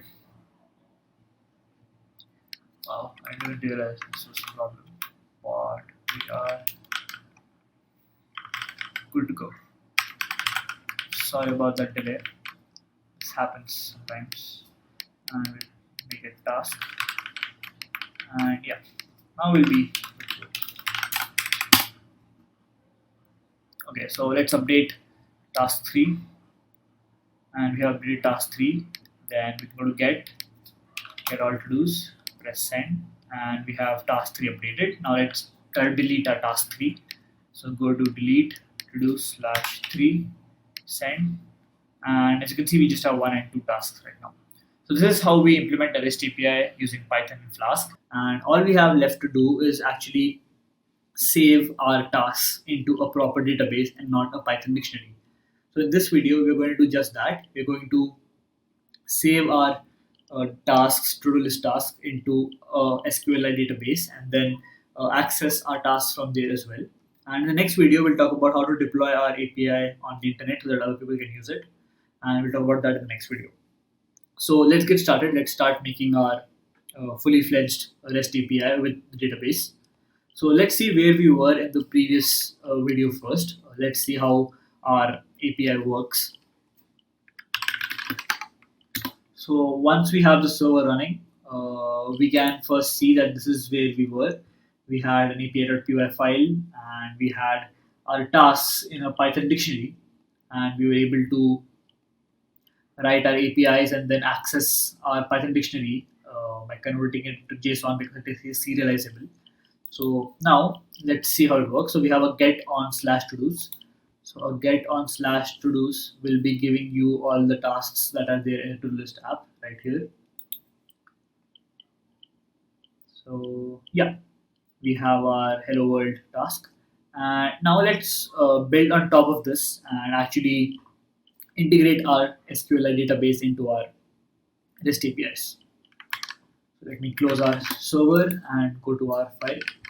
Now, since we'll be using SQLite, we'll be using something called as Flask-SQLAlchemy, which is going to help us work with the database. So let's import that from Flask-SQLAlchemy, import the class SQLAlchemy.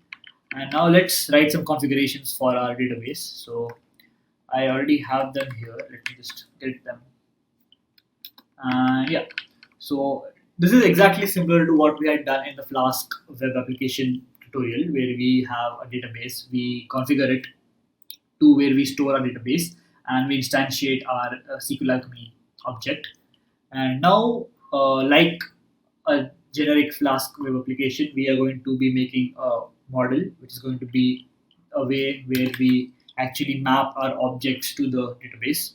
So we have a class to do model, which is going to inherit from db.model. And we're going to have 3 things. So we're going to have ID, task, and summary. So ID is going to be the primary key and the unique ID for each task. Then we have the task title and the summary.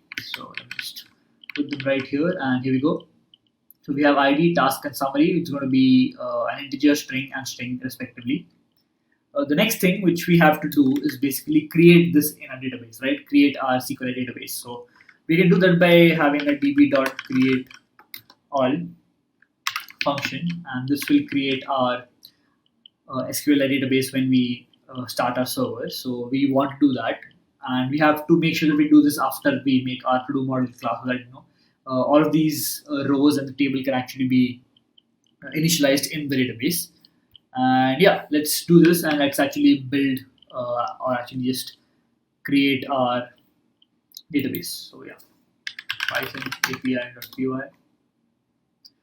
Yeah, as you can see with the SQLAlchemy errors, you can ignore the errors for now, but we have our database inside. So as you can see, SQLite.db. So let's comment this out because we don't need anymore. We already have our database. Let's remove our to-dos from here. So actually, let's just make it empty for now. Or let's actually remove it. Okay, so now we need to add a way to use our database with our APIs. So The first thing which we need to do is figure out how are we going to actually show our data uh, or return our data to the client when there is a get API request. How are we going to return our to-do list? So we have to make sure that it is serializable. So it has to be JSON. So the best way to do is to use a Python dictionary, right? So we're going to actually mock that way of writing Python dictionaries by something called as resource fields. So resource fields are actually a set of rules that you have in which you have to return your API information. So if I want to return a JSON, I have to make sure that every single uh, API method which I annotate with the fields should definitely follow that as a rule. So let me show you what is happening so you can understand for yourself. So we have something called as resource fields is equal to first ID. So we want to display the ID, and this is going to be an integer. So the way we actually tell Flask is by using something called as fields. So we have ID equal to fields dot integer, and similarly we have the task and summary as the string. So let me just get it here. Yeah. So this is how every single return statement is going to look like. So we're going to return an ID, task, and summary, and all the methods which will be following this when they return a to-do list task.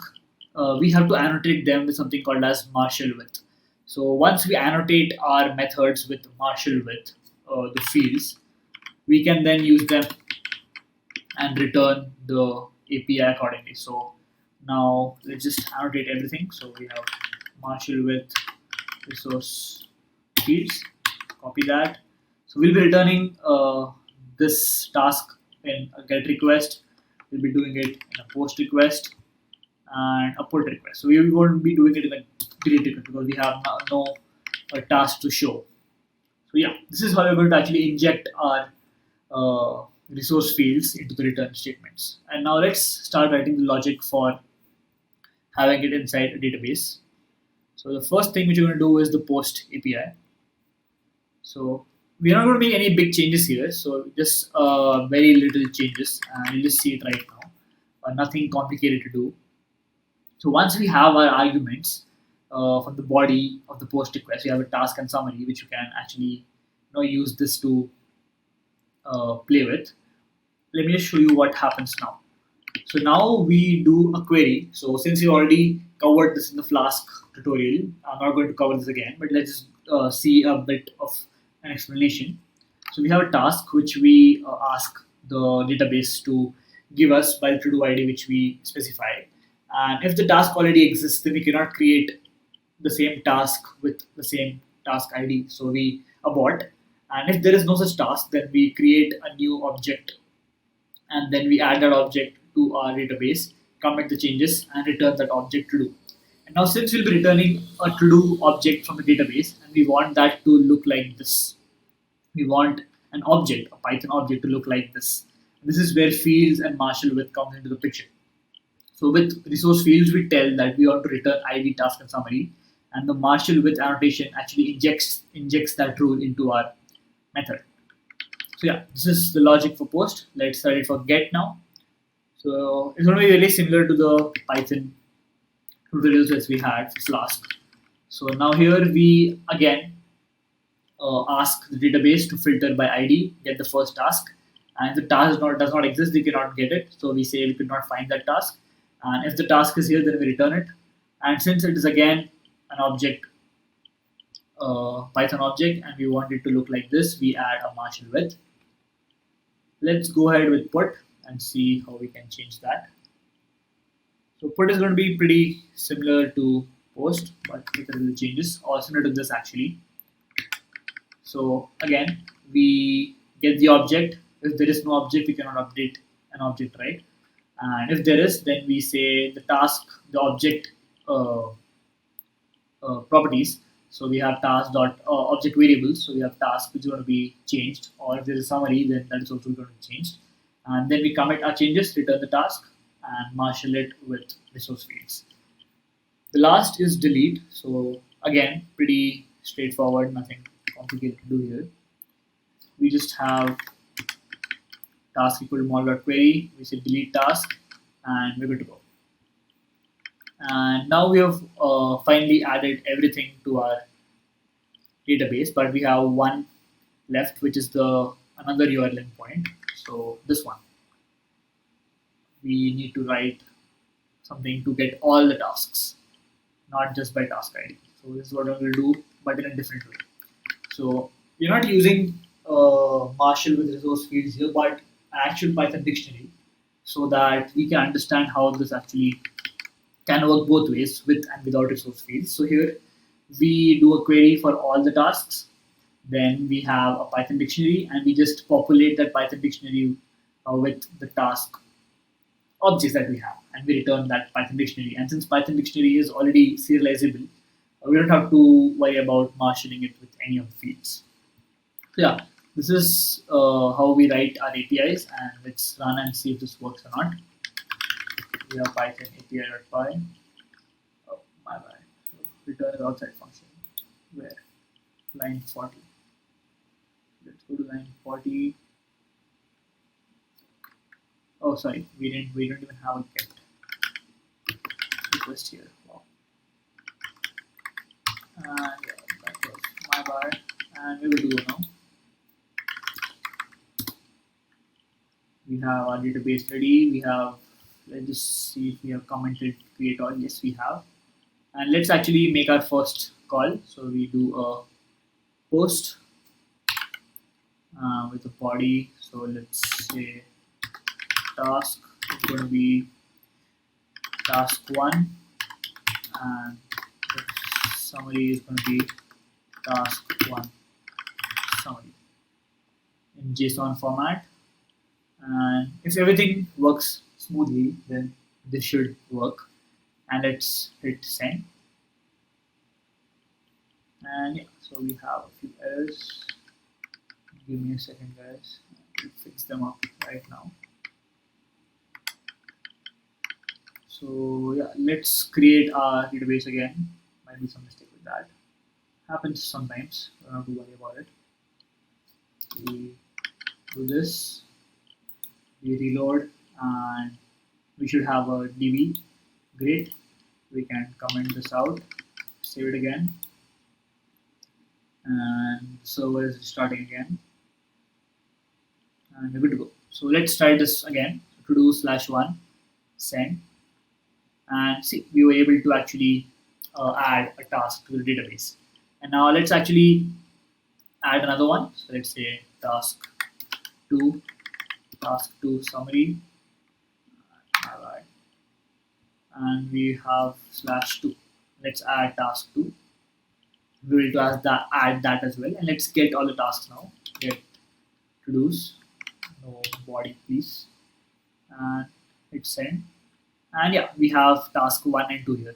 Now, the difference between using a Python dictionary and database is that now, even after we close the server and open it again, we'll have all of our 2 tasks ready here. So before we finish this video, let's actually just test put and delete. So put /1. I'm going to put a body. So I'm going to change summary and updating. Summary is going to be task 1 summary updated. And hit send, and it is updated now.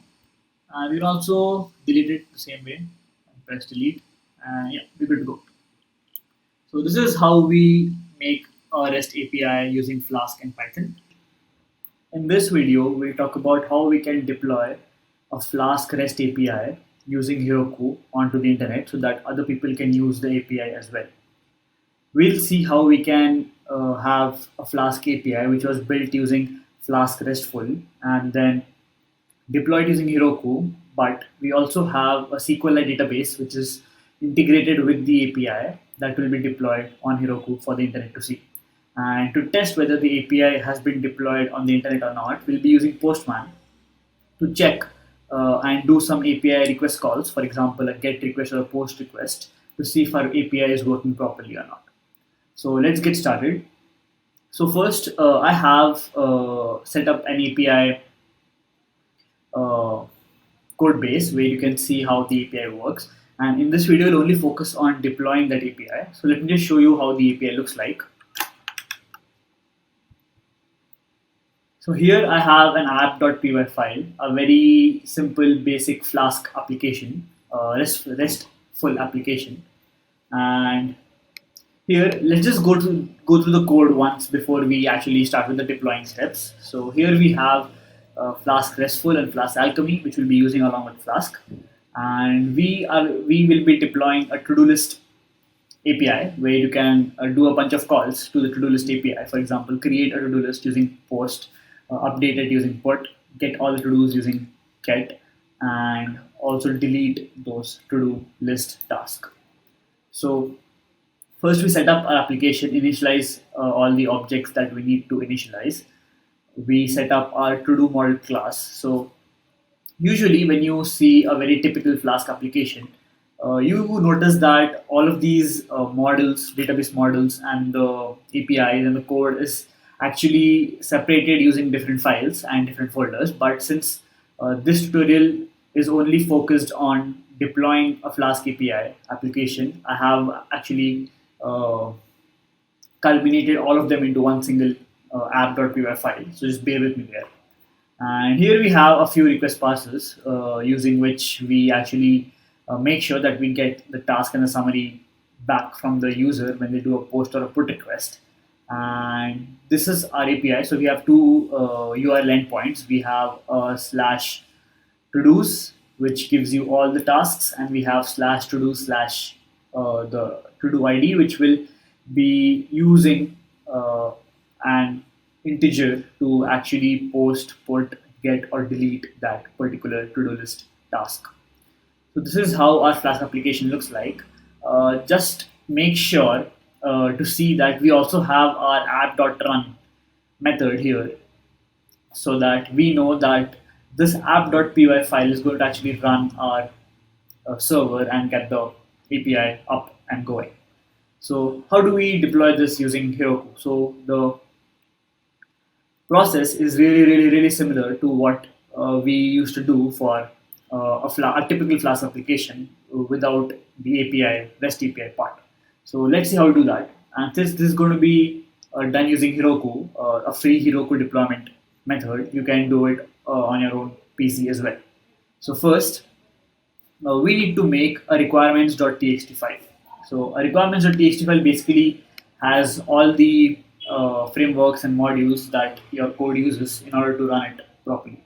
So we use Flask, we use Flask-RESTful, we use Flask-SQLAlchemy, but we don't use Gunicon. So Gunicon is basically something which will be using by the Heroku platform to actually understand that we are running a server and the server is running from app.py file. So first, before we jump on to the Heroku part, let's see how we can actually make a request.txt, requirements.txt file. So first, let me just copy this part now. So copy, and now let's delete our requirements.txt file. So I'll be showing you a very nice way of doing this, not a pip freeze method, which people usually do, but we'll be using a different method to actually generate our requirements.txt file. So let's delete it now, move it to trash, and now let's go into our folder. Awesome. Now, what we can do to generate a requirements.txt file for this particular project. So this particular project is inside to-do API folder, and we only want to have those frameworks and modules or libraries inside the requirements.txt, which are being used inside this particular directory. So the typical way to do this would be to actually have a virtual environment inside your to-do API folder, and then freezing using pip freeze to actually get those inside requirements.txt. But since I don't feel like having to use a virtual environment for every single project that I do, so I just have a common Python environment, and then if you do a pip freeze, then it actually takes up every single library or framework which you have in your main Python environment, right? So we have something better for this, and that is called as piprex. So first we do a pip install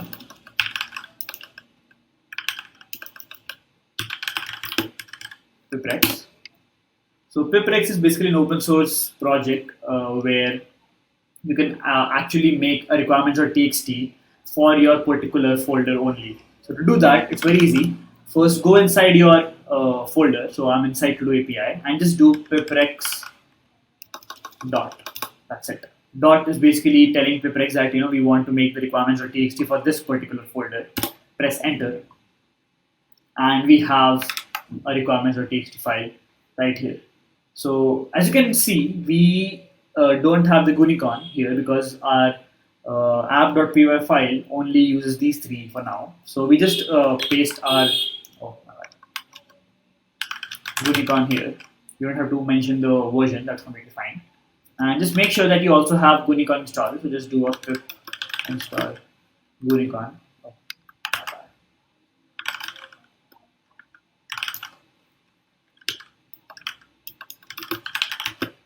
to install Gunicon, and you're good to go. So now we have a requirements.txt file. So basically, we need the requirement.txt file so that Heroku can actually use this to set up the environment when they're deploying our application. The next thing which we need is a proc file. So a proc file is basically something which is only for Heroku. So this tells Heroku that we'll be using a Gunicon-based web server, and we will be having an app. So this is going to be app. So we're basically telling Heroku that look for an app.py file, look for an app.py file, and when you find that, run the app inside it. So we have a Flask app here. So we want Heroku to actually run the app whenever it deploys it to the internet. So we just need these two things, these two extra things, files to actually have our API up and running onto the internet and to deploy it.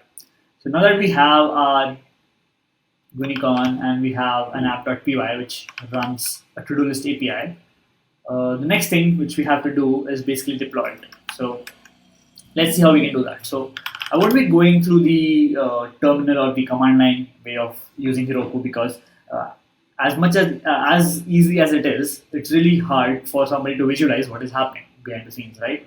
So we'll be using the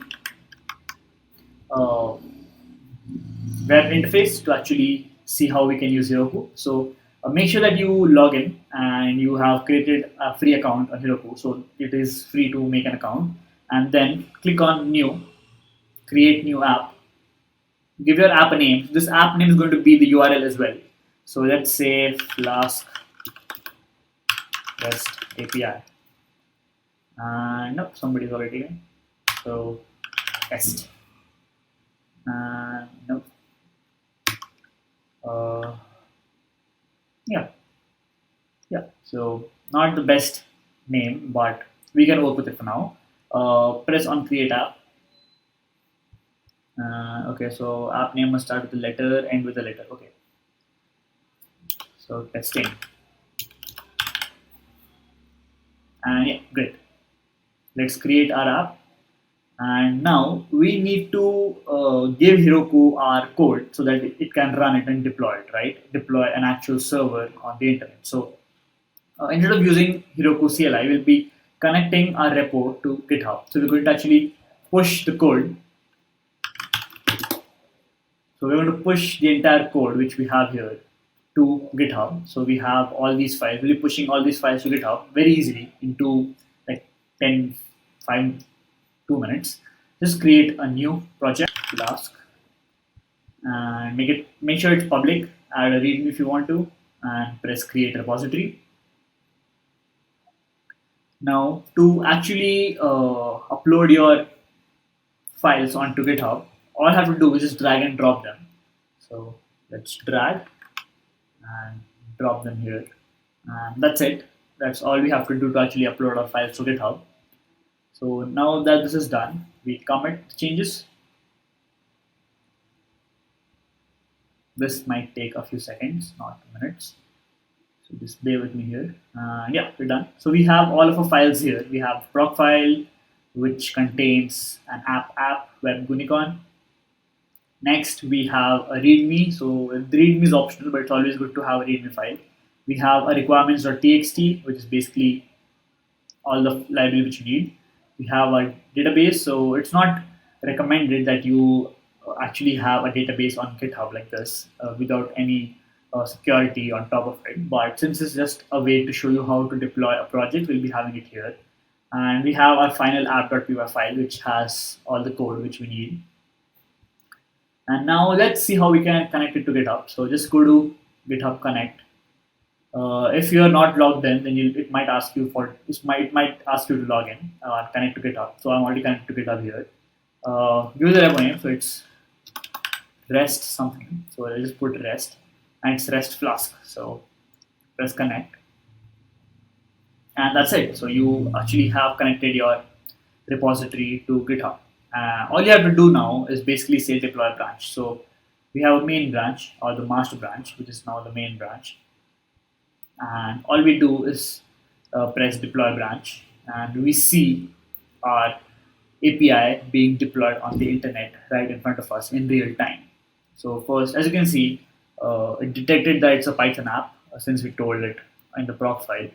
Then it's installing Python, installing everything that you need, or all the libraries, and then the proc file declares the type as web. So it's a web server, a Unicorn web server, and now it sees where to actually launch it from. So this is our URL. So we have a URL ready, just deployed to Heroku.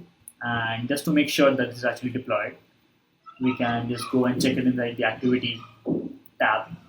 And yeah, so we have successfully deployed our application. Let's see the URL for it. So this is the URL. And let's copy this URL, so that we'll be testing whether our API is actually there or not.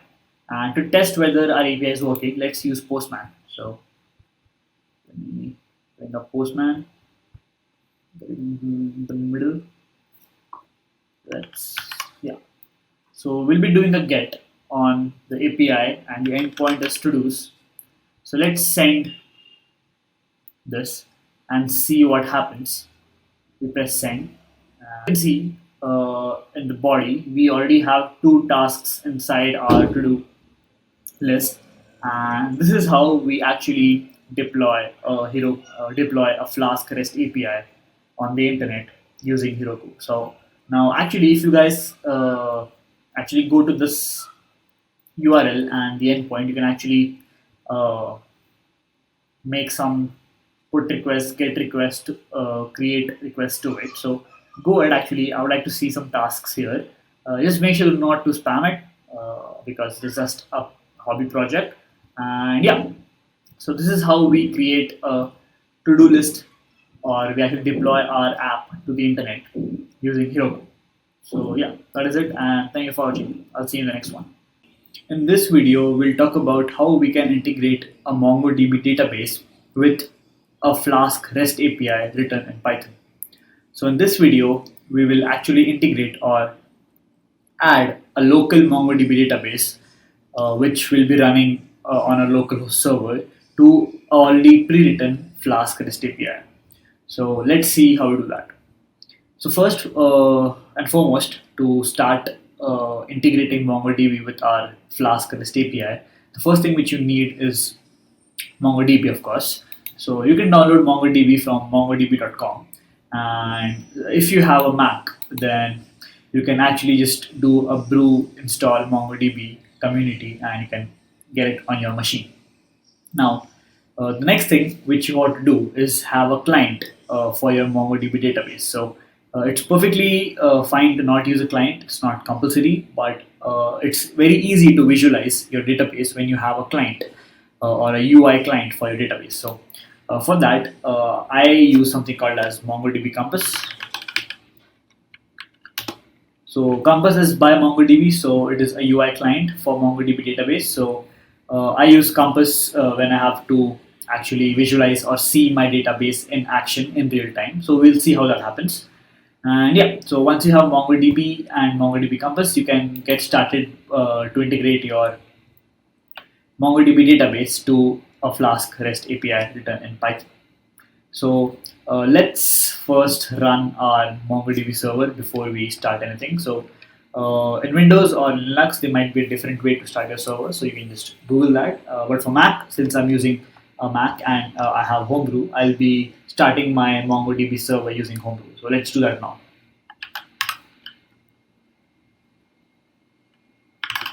So all I have to do is do a brew services start MongoDB community. So it's really easy to start your server using Mac. And now that it's started, I can shift back to my repository and open the code for my REST API. So I'll give you a very brief explanation of what the REST API does and what is happening in the API, so that we can actually start. Yeah, I think it's loaded. Let's wait for the color to show up. Syntax highlighting, and yeah.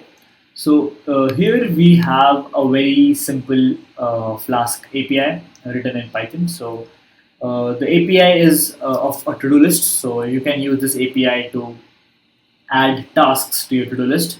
So create the tasks, update the tasks, and delete the tasks. So it is a CRUD API where you can get all the to-do list tasks that you have. You can post them, you can put or update them, and you can even delete them. But if you see in this piece of code, our only database is basically a Python dictionary here. So we're not using a concrete database here. We're just having a Python dictionary where we store our values, and the database gets completely, scraped or vanish after you close the server, and when you run it back again, you just have one in it. So we need something concrete, and let's see how we can use a MongoDB database to actually integrate with our to-do list API and develop a fully fledged REST API or a CRUD API. So MongoDB is a NoSQL database where your database or your values are stored in the form of a document. So we'll see how what all of that means, and yeah. So let's start integrating MongoDB to our database. So to do that, the first thing which you need is something called as Flask Mongo engine. So we need a way to actually have our Flask application talk to the MongoDB server. So for that, we have something called as Flask Mongo engine. So let's install that. So we'll do a quick install Flask Mongo engine. And since I already have it, already done. And now that you have it, the next thing which we need to do is basically import a bunch of stuff. So let's start doing that.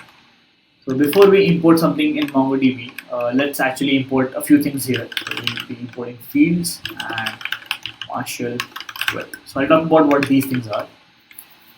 And now let's first import our configurations for MongoDB. So just have a few configurations which we need to actually have our database initialized to MongoDB. So we have our config, where we tell that the database which you're going to access is to-do model. So we haven't created this to-do model yet. We'll be doing it using Mongo Compass to show you how easy it is to actually create a database. Next, we have our host. So we are hosting it locally on our on me, it's a laptop. So yeah, and the port is 27017. Then we create a MongoDB Mongo engine object. We initialize it to our Flask application.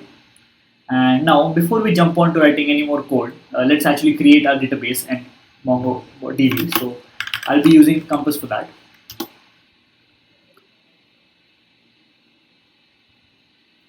let's just give it a minute to load.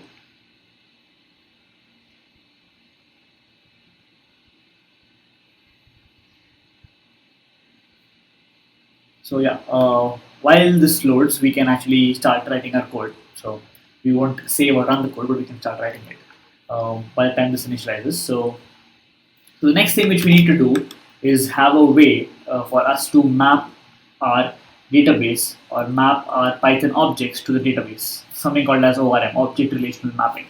So we need to create a class called as to-do model, which will be inheriting from db.document. And now every object, okay, so one second, yeah. So every object that is made of this to-do model class will be stored as a document inside MongoDB. So let's see what we have as our keys in the key value pair that you're going to store. So first we have is an underscore ID. So underscore ID is given by default to every single document that you create on MongoDB. But this is usually stored as an object ID, which is not the best to read or to understand. So we'll be actually overriding this ID and creating our own integer ID, which is very easy to read and very easy to work with. So let's do that first. So we'll have an int field. Next is our task. So the task is going to be db.string field required equal to true. Did I spell that right? Yeah. Similarly, we're going to have something called as a task summary, which is going to tell you more about the to-do-list task. Okay, so this is how we actually link our or map our objects to actual MongoDB documents. So now that we have our compass ready, let's actually start making the to-do model local DB. So once you open MongoDB Compass, you have this as your welcome screen. So since we are running the server locally, we just press connect and we connect to the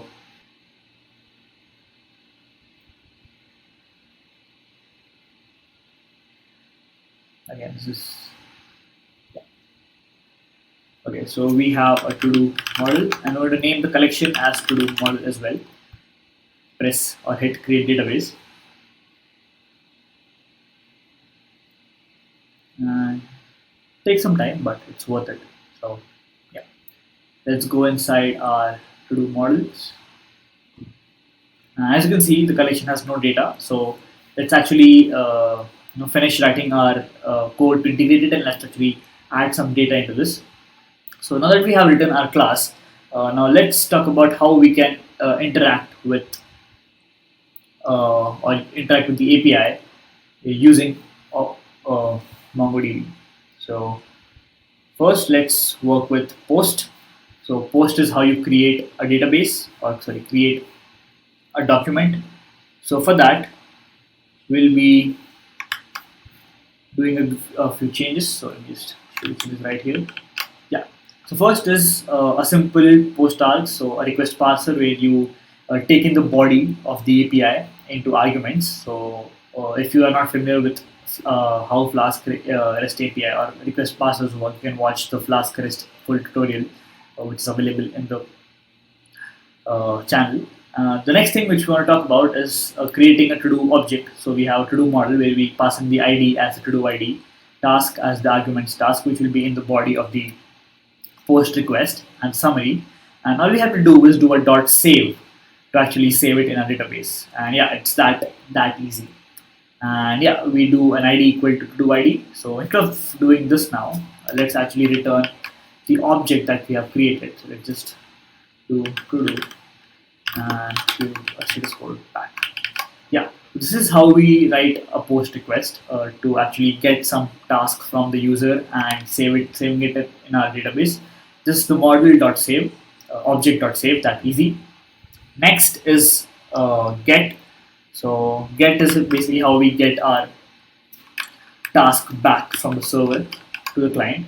So for that, we just have task equal to to-do model.objects.get. So we get it by the ID because ID is unique. And if not task, there's no task, then we just abort and say that could not find task with that ID. And yeah, that is it. So it's as simple as doing a get call on the objects inside to-do model and getting the to-do ID, and we just have the task here. The next thing which we talk about is going to be put, or basically how we update our database or update our documents inside our database. So let's go through every single one of these now. Just update it here. And yeah, so again, we parse our arguments, get the arguments back. And then if the user wants to change the task, then we do a get on the to-do ID. And we just do a .update method call. That's it. So we just do a method, update call, and we pass in the arguments that the user or the client wants to change. So for example, if I want to change only the task of the to-do list document, I just pass in the task arg, and if I want to change summary of the task, then I just pass a summary argument and change the summary directly with just one update command. So yeah, pretty simple, pretty straightforward, nothing complicated here. The next thing which we have is delete. So delete is how you delete the document inside MongoDB. So again, we do a to do model.objects.get underscore ID created by the ID and call the delete function, and that's it. We delete our to do list task. We just do something called as task deleted and send a 204 which is for delete. Great. So this is how you write basically or integrate MongoDB with Flask. It's pretty straightforward. Nothing magical here. So we just have very simple APIs. So since we are using Flask Mongo engine, it makes it really easy for us to make CRUD applications. So we just do a get on to do ID, get the task, return it, then do it again. Make an object, do a dot save to save it to the database, do an update, and do a delete. So pretty simple function calls which we have here to integrate our Flask API with MongoDB database. And now we just have to make a few changes here. So let me show you what those changes are. So we had imported fields and marshal with here, right? So now what are fields? So when we return something back to the client, as you can see, we are returning a task, right? And a task here is a to-do model object. So when we return a response back to this client, it has to be serializable or in a serializable format. And the most commonly used serializable format is JSON, which is JavaScript object notation. So we have to make sure that everything that we return is in serializable format. So that is where fields come into the picture. So we create something called a resource fields where we have an ID, task, and summary. So whenever we return a to-do model object, we want it to look like this, and Flask helps us do that with something called as marshal with. So marshal with basically adds this set of rules, resource fields to our methods, and whenever we have that as an annotation, whenever we return an object, it is converted into this form: ID, task, and summary. So this is how we actually use fields and marshal with, a pretty cool feature of Flask-RESTful to actually return back our objects in a serializable format. So now that we have our Flask application ready, let's run this and see how this works. So to see whether it's working properly or not, we have Postman, which is going to help us send the request back to the server and see whether it's working or not. So let's run our server first. So we do a Python API.py. We have a server running. Let's see if we have created a to-do model. Yes, we have. And let's do a post to to-do/1. Give it a body. This is task 1. And the summary is also task 1. And send the request. Okay, so it doesn't show what you have sent, but when you see the database here, hit refresh, you can see that we've actually added our to-do list task into the database. And it's pretty easy, pretty straightforward to see how this works. So let's do it again. Let's add another one. So let's add task 2, do task 2 and somebody else task 2, hit send. And now let's see our database again. Hit refresh, and as you can see, we have our task 2 in the MongoDB database as well. So yeah, this is how you integrate a MongoDB database with a Flask REST API, and you use MongoDB and MongoDB Compass as the UI client to actually visualize or see your database in action. So yeah, that was a tutorial on MongoDB integration with Flask. Thank you for watching, and I'll see you in the next one.